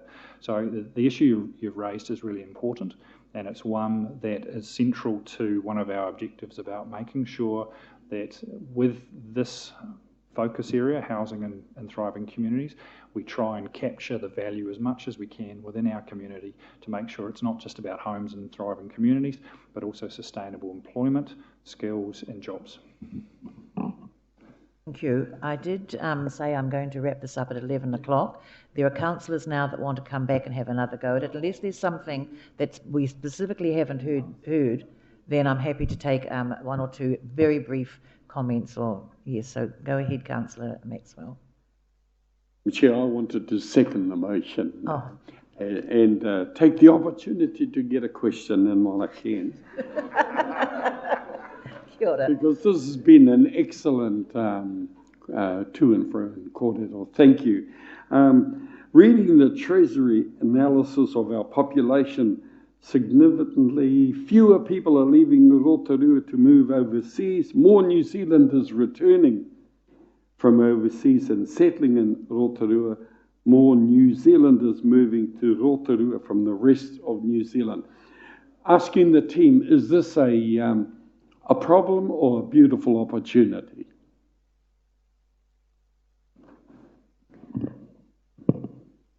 It's both. It's a problem if we don't have homes for people to live in and communities for them to live in, but it's an opportunity if it brings back skills and other economic opportunities for the district. I guess it's one of those things that we put in there. We really need to monitor the effects post-COVID as to what's actually happening in our markets, what's happening with our population, because we think it won't be the same as it's been for the last 6 years. It'll change again, and we just need to be monitoring that impact to see what it means and to grasp the opportunities and deal with the problems as quickly as we can identify them. Thank you. And because this has been such an important Te Paupo Rautaki for Rotorua, I'm going to ask if perhaps Your Worship and Tanya, Councillor Tapsell, if you'd like to say any final comments. Thank you. Well, I think it's been a wonderful presentation. I've heard very much how significant it is to work alongside the aspirations of Te Arawa with the Te Arawa plan, and look forward to when we're allowed to see it. The collaborative approach that you can see here at the table is essential, and as is also our role with government, any government of the day, because if we don't get the pūtea, our aspirations can't be met by ratepayers alone. So that's going to be the challenge for us. I love the approach, building on the discussions we had around Vision 2030. And slowly we're seeing strategies coming forward, resilience, open spaces, creative community, but this is the one about our people that matters the most to us in this really precious time. So thank you to the establishment group. Amazing capability, and it's capability our community didn't even know existed. So we're starting to tell the Rotorua story quite differently, and thank you for telling that story. Could I just also remind all councillors that we have some wonderful memorandums of understanding mechanisms where hapu aspirations come to the table about Papakainga or about housing and their own aspiration. I'm sure they'll be fed into the Te Arawa plan, but we're all part of those committees. You're welcome to come and sit on the edge, and you'll know exactly the demand that is expressed by hapu here in Te Arawa.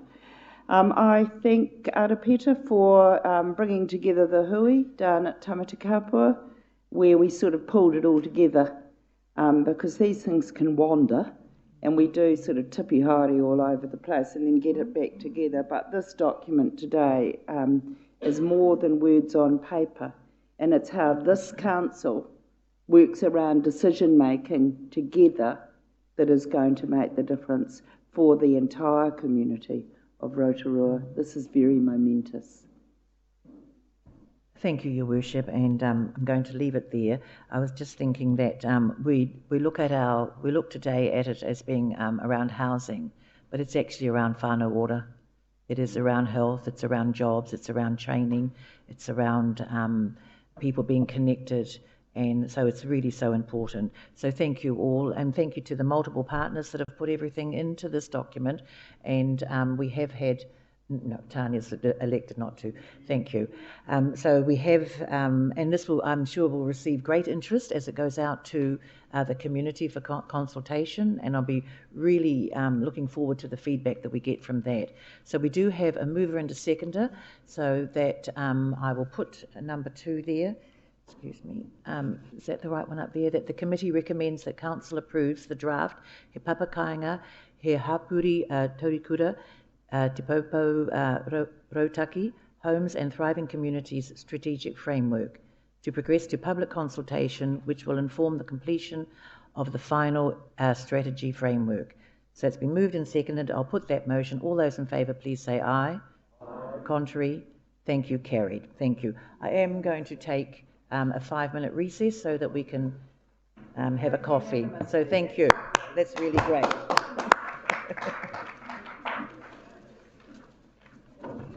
Right.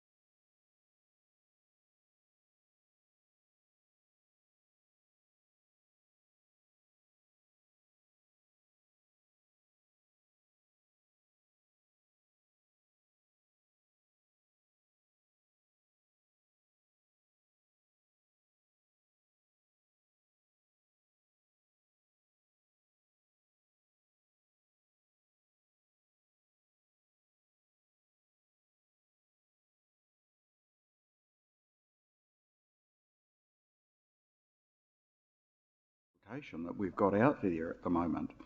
Last night there was a forum, an information forum around the wastewater treatment plant. Of course, the wastewater treatment plant proposal totally is aligned to the creation of homes and connected communities. At the same time, we've got out our annual plan consultation as well. Without the funding envelope that's created in the annual plan, the aspirations and the strategy we've just talked about basically can't proceed. And equally so, unless we align our future long-term plan to the strategy we've just seen, we equally won't proceed on the strategy. So the key thing is about how do we bring all of this together into a concept where all of these elements have to complement and enhance each other. We have many plans and many strategies in council, and the key focus for us is actually bringing them together in a way where we actually create the ability to provide the outcomes from the strategy that we've actually just seen. So Una's presentation is very much around how do we understand the landscape of our council decision making in a way that allows us to helicopter a little bit above it and say how do we bring it together so that all of these parts actually work together. Thank you, Una. Good morning, everybody. So thank you, Jeff. That leads in really nicely into a short presentation that I've got here today. And the title of the presentation, you will note, is slightly different to what was first provided for in the agenda. And that's because just that thinking and development around a bit of a refocus or a re-look at where we have come from, and then where do we need to head towards, keeping in mind that what Jeff has just discussed about how all of these pieces of work and the multiple strategies that we have all come together. So I've retitled it Creating the Rhythm. So the purpose of this wee presentation is to look at stepping out the direction or the rhythm from here into looking at the next 12 months. And I've used the next long-term plan delivery and development as that 12-month horizon to look towards. So what am I sort of talking about when I think and talk about rhythm? And I've got a short YouTube clip that I'm just going to ask Hilda to click towards, and that hopefully depicts quite nicely and also plays on the conversations today around doing a bit of a dance. So, Hilda.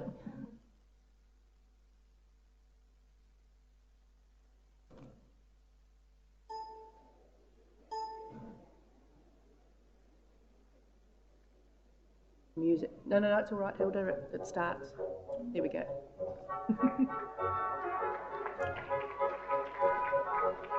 This is on me.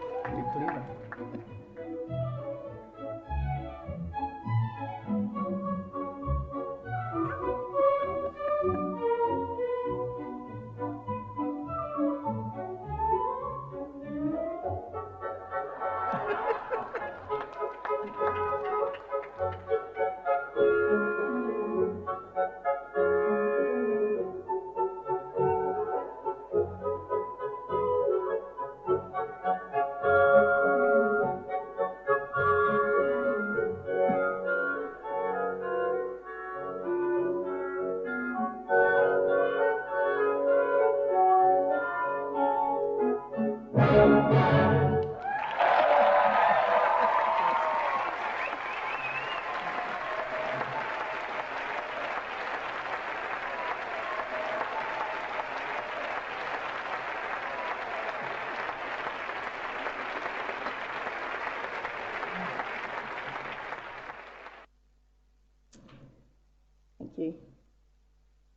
So with keeping rhythm in mind, RLC's rhythm needs to be viewed as stepping through each position and executing each phase. And we liken it to measuring the flow. It's about the synchronisation of our movements, and it's about the procedures with uniform and patterned reoccurrence. And everything that we do here in Council can be likened to that. And if we execute each of those synchronised movements, we'll get towards the delivery of the next long-term plan. I'm just going to take us back a few months to actually provide the recognition that rhythm has been underway for quite some time. Going back to this, it was called the roadmap then, and I've now changed it to the rhythm map. And also I refer to this as Spaghetti Junction, was the beginnings of the induction plan that was rolled out to you when you were first inducted as a new council. Here in this, it shows the many complicated work streams within council and how they have all woven together and come together at various points in times to land essential decisions made by yourselves around this table. The roadmap was used to guide you through that induction phase and then led us through towards stepping out the positions to land Council's decision-making framework and also Council's key priorities around housing and the delivery of the 2018 LTP themes. And there has been progress to date. I've got a wee table up here. It is, apologies, a little bit hard to show, but there has been lots of elements, lots of positions, lots of strategies that have been stepped through that now have a tick next to them. I'm not going to go through them one by one, but you'll see those elements, and Jeff highlighted those at the beginning of the presentation, and how they all connect to one another in working and stepping forward. So what do those steps and the phases going forward look like in terms of bringing everything together to execute the next LTP? Those that were involved in the LTP back in 2018 may recall this slide that we used right at the beginning of the LTP process. And again, this is just, I suppose, another representation of how things are interconnected and come together and need to be stepped through, positioned and executed to come all to come together. This slide is actually from a Solgum guide and was referred to as the piecing it together part of the LTP 2018. But I think this slide does show the importance of all of the pieces that we will need to consider and will need to be logically stepped through, practiced and executed in developing the LTP. So I think it is still quite relevant for where we're heading today. The next slide that I've got, yes, it does look busy, but it's intended to give you that high-level overview of how everything needs to come together, and on a linear version this time, hopefully a little bit less complicated than our Spaghetti Junction, to show an appreciation of where we are now heading, having achieved those key milestones of some major strategies like the housing strategy, like having the wastewater services proposal out for consultation, like bringing all of those together into the current LTP, which closes next week. And I'm just going to put another little jibe in there for community feedback sessions that are being held tonight and next Tuesday. You'll see there, and if I can, my little pointer work.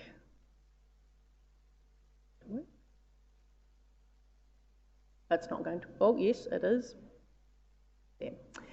I've got a relatively, or a slightly bigger blob here, and this is intended to show a huge amount of work to centre around forums from the end of August through to probably around October, where a huge amount of work will be undertaken by yourselves in developing the principles and proposals that will sit in behind that LTP. Within that, there are a number of other large pieces of work that will flow into the work stream as well. Things like the infrastructure strategy and asset management plans, reviews of Council's funding policy and the fees and charges review.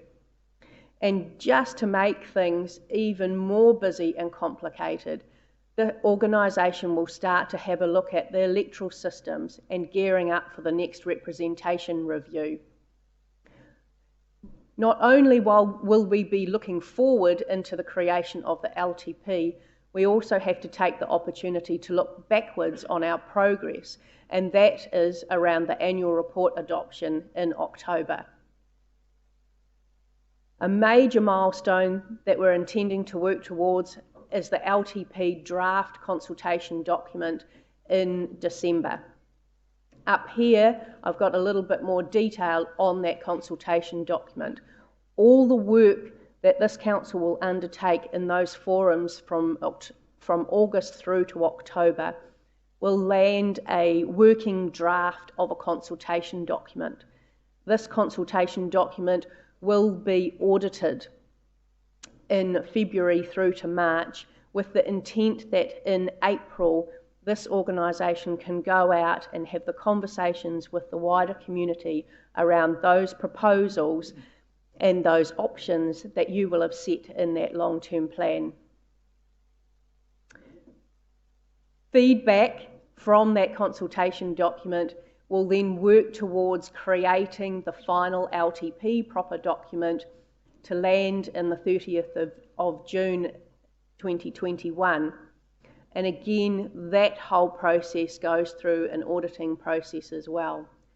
So I think, and hopefully what can be illustrated here, is that this is a complicated dance with rhythm required to step through all of the phases and execute each one.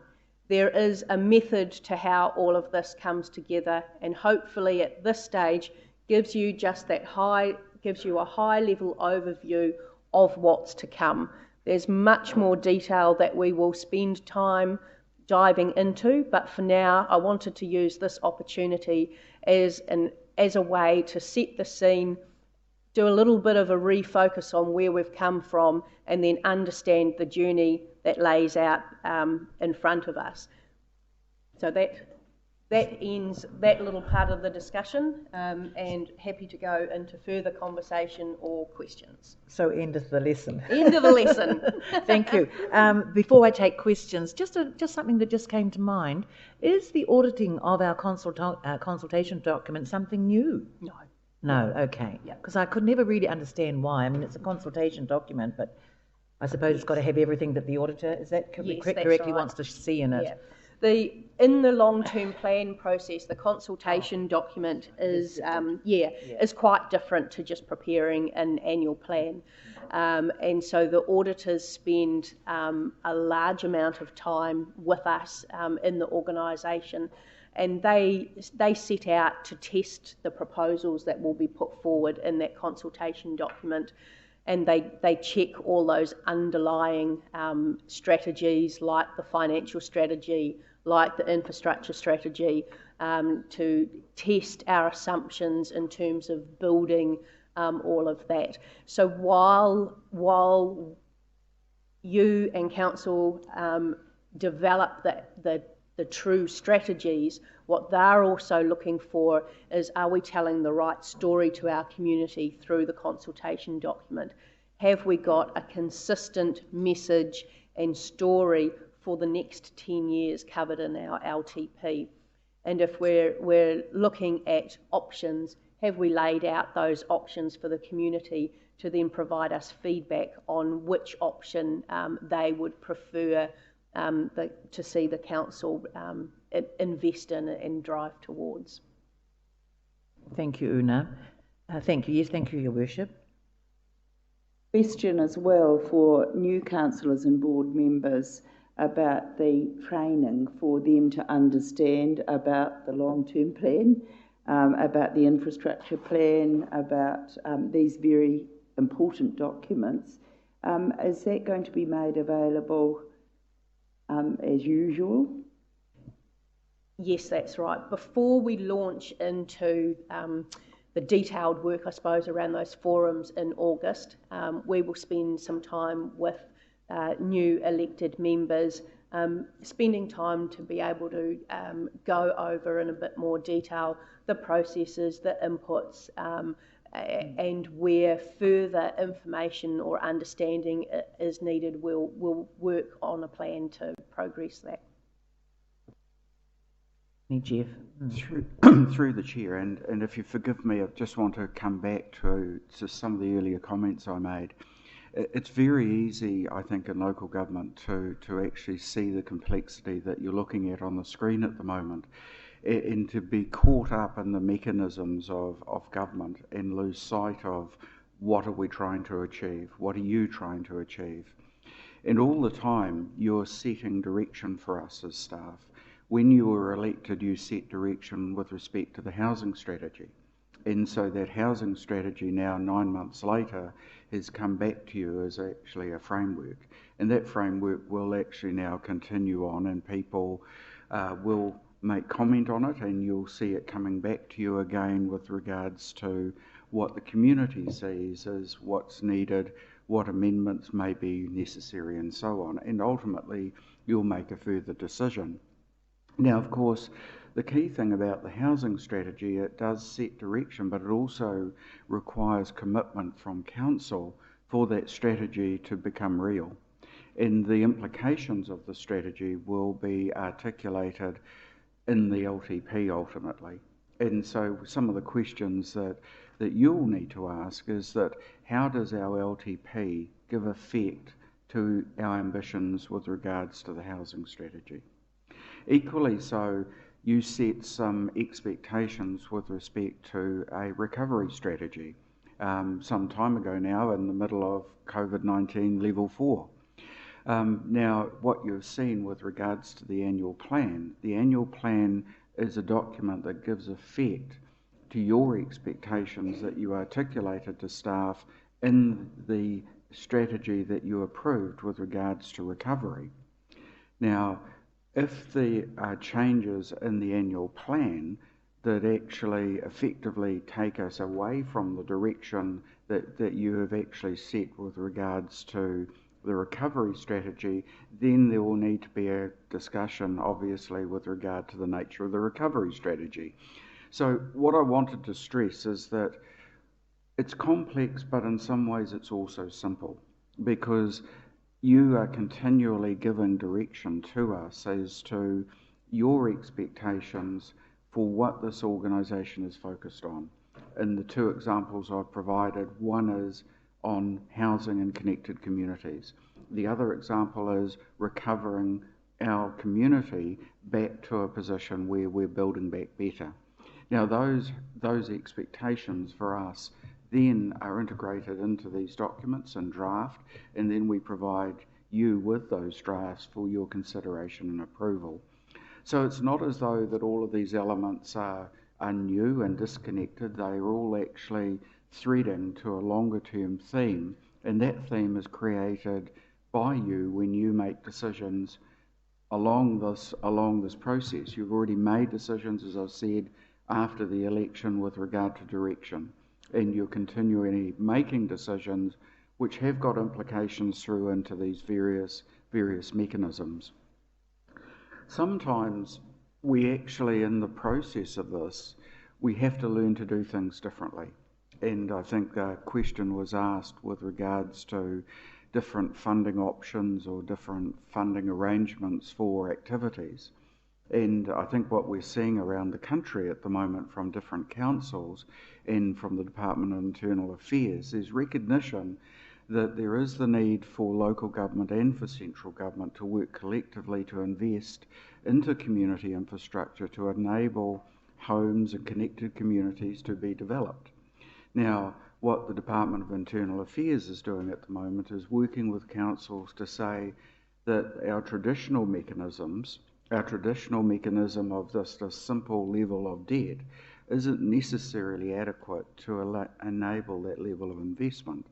So what I would foreshadow in the context of the LTP is that we'll be needing to have conversations about, so what investment is required in Rotorua? How do we work with central government to actually assist that investment?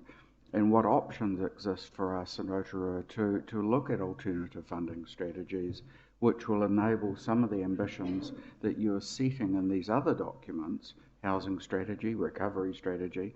How can we create things in different ways to enable the aspirations that you are actually approving and articulating to us to become real?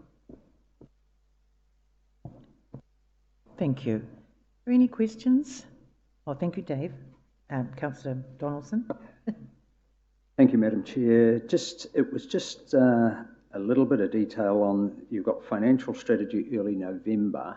Does that include a rating review, and where are we at with revaluations post-COVID? Right. Thomas is gone. We will have to come back to you with an answer around the question around the revaluations. In terms of rating review, remember Council did undertake a rating review in 2018. There are still actions that you had agreed to in coming out of that rating review that are still in play and being developed, and they will be brought back to you.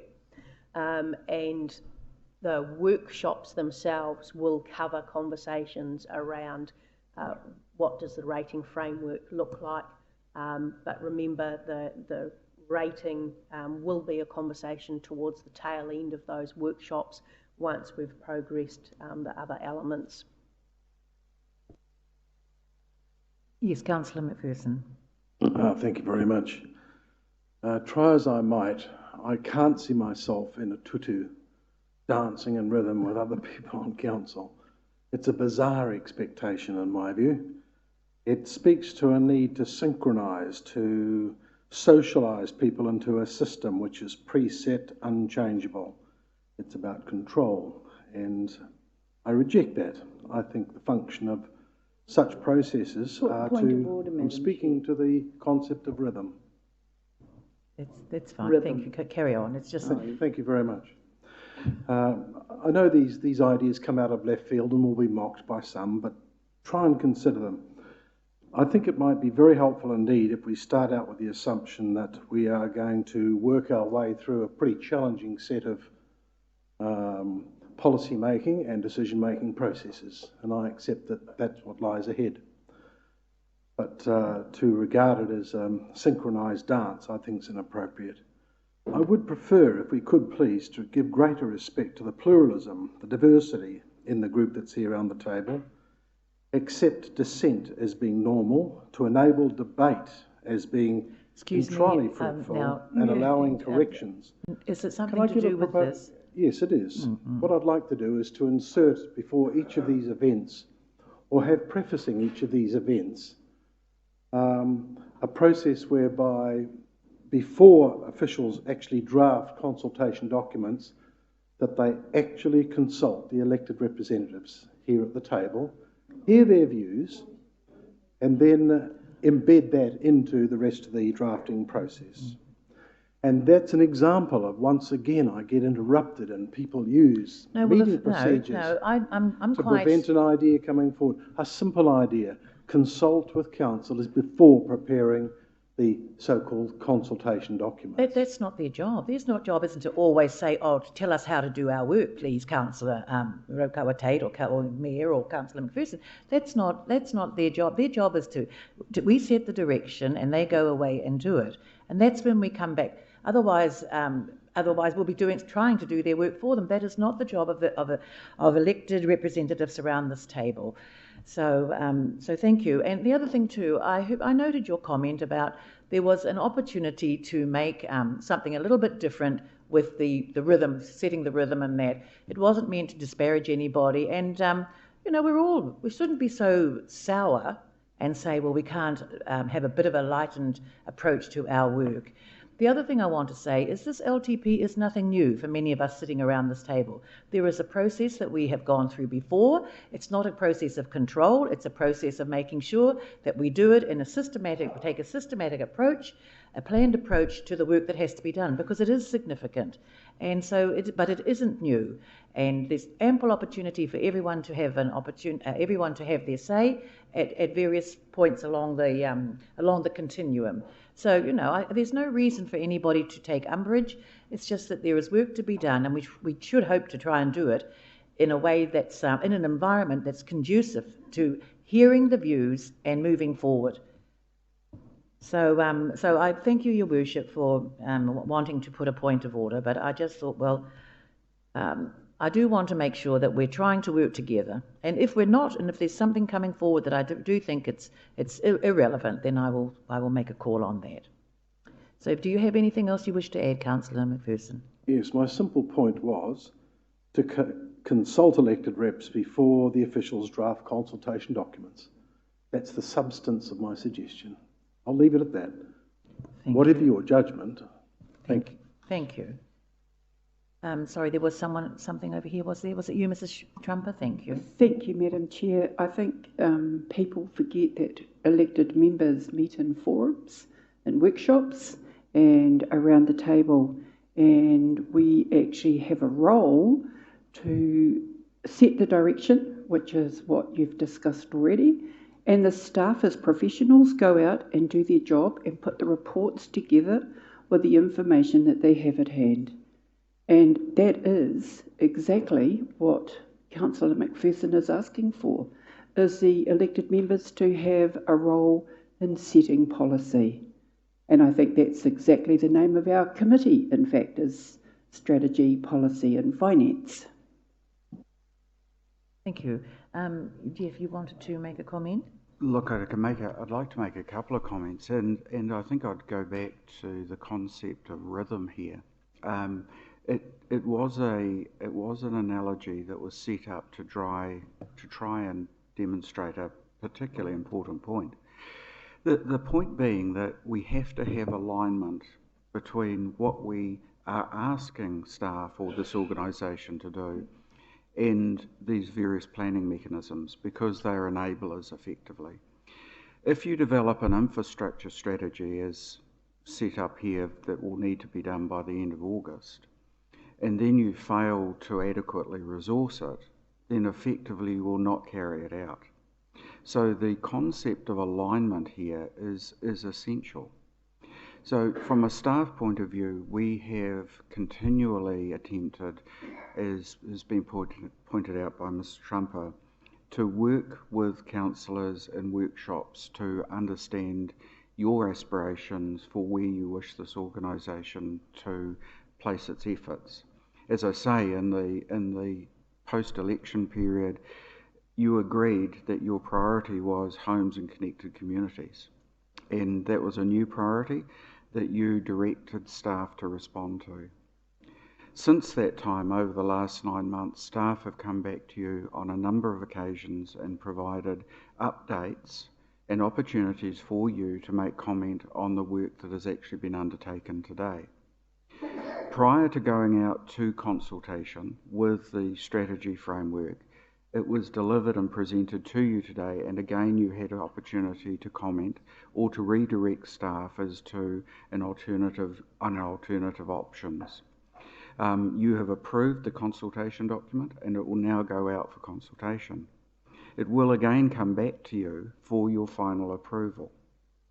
The point that I would make is that there are many opportunities along that process for you to direct, redirect, or change staff work and effort into other avenues. You have chosen as a council to approve the document today, and that is the direction that we now take. One of the concerns that I have as the Chief Executive is that there has to be alignment between our LTP and the strategies that you're approving. What we can't have is an attempt effectively to decouple the long-term plan from the strategies that you've asked us to deliver. That would mean fundamentally we will fail to deliver them. So it's essential that this concept of alignment or harmony that has been introduced actually does occur. Otherwise what we have is continual relitigation of approved strategies by actually not seeing that they are adequately resourced and supported in actually our planning documents. So that, from my point of view, is actually essential. When you make directions to us, we will carry them out. And in the case of the housing strategy, you can see that this has entailed partnership formulation with Te Arawa, with government, and with various community organisations. A lot of people depend on the work on this housing strategy, and they encompass not only the parties I've just mentioned, but also developers who are relying on work to be undertaken with the wastewater treatment plant, stormwater and so on. So all of this work is directed by you, and of course the next stage will be the resourcing of it through these various documents. If we actually receive a redirection from you, we will take that direction. But until you're very explicit about your wishes as to that redirection, then our expectation is that we will deliver documents to you in draft form that actually build on those expectations. Thank you, Jeff. And you have made it very clear that there is the process that we undertake. We have an audit of our consultation document, so thank you for that. I'm going to take a few more questions. Your Worship. And thank you for upholding my point of order in a democratic way. And that's what we learn as elected members at this governance table, is to use the right mechanisms. And thank you, Chief Executive, for supporting your staff who can't defend themselves. That is entirely inappropriate. I enjoyed the presentation, and it was informative about the enormous amount of work that we've got ahead.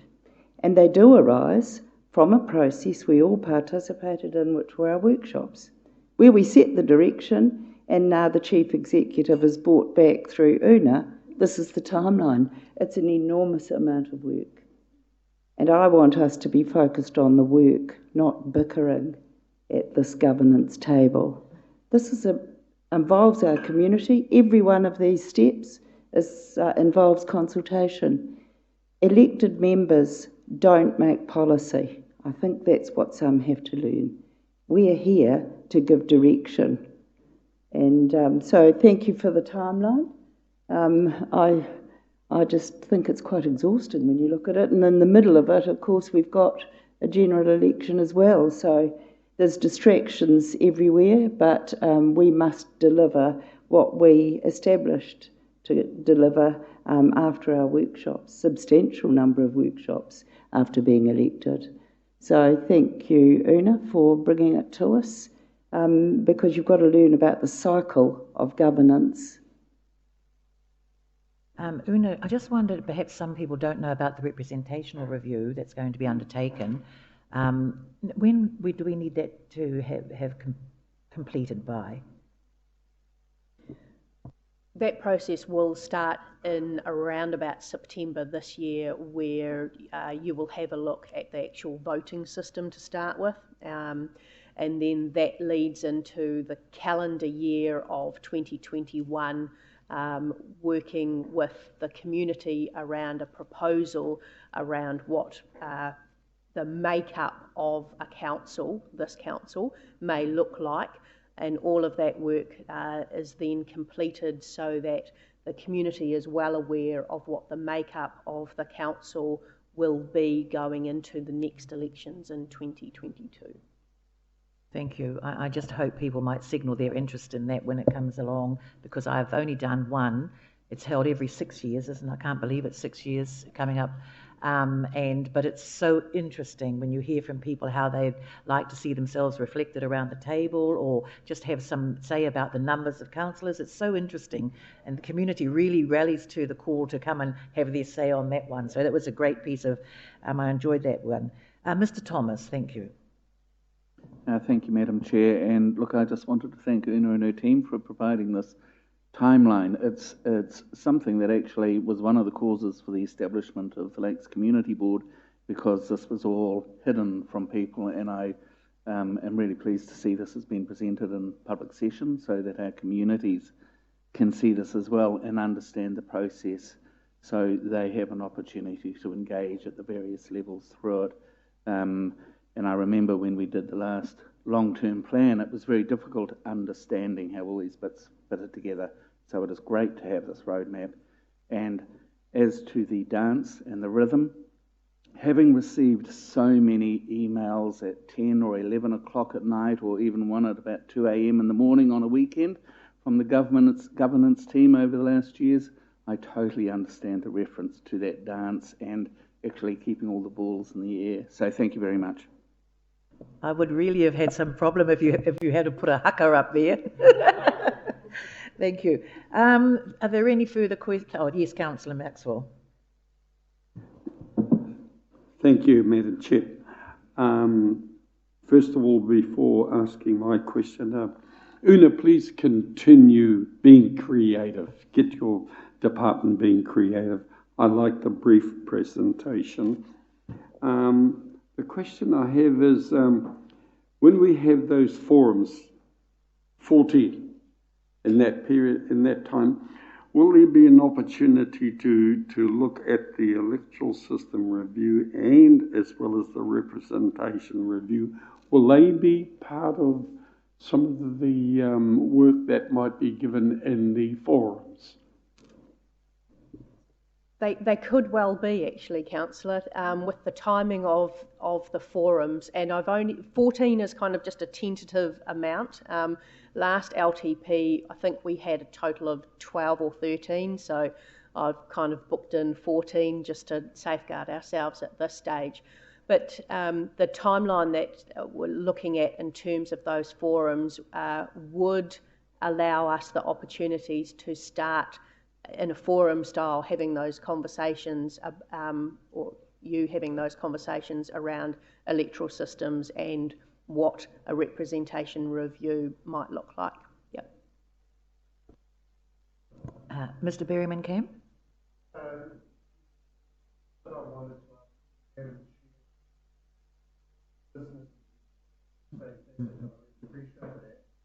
just thinking,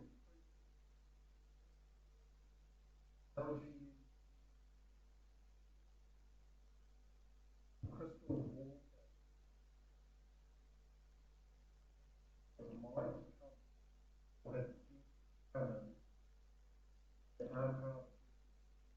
Good question.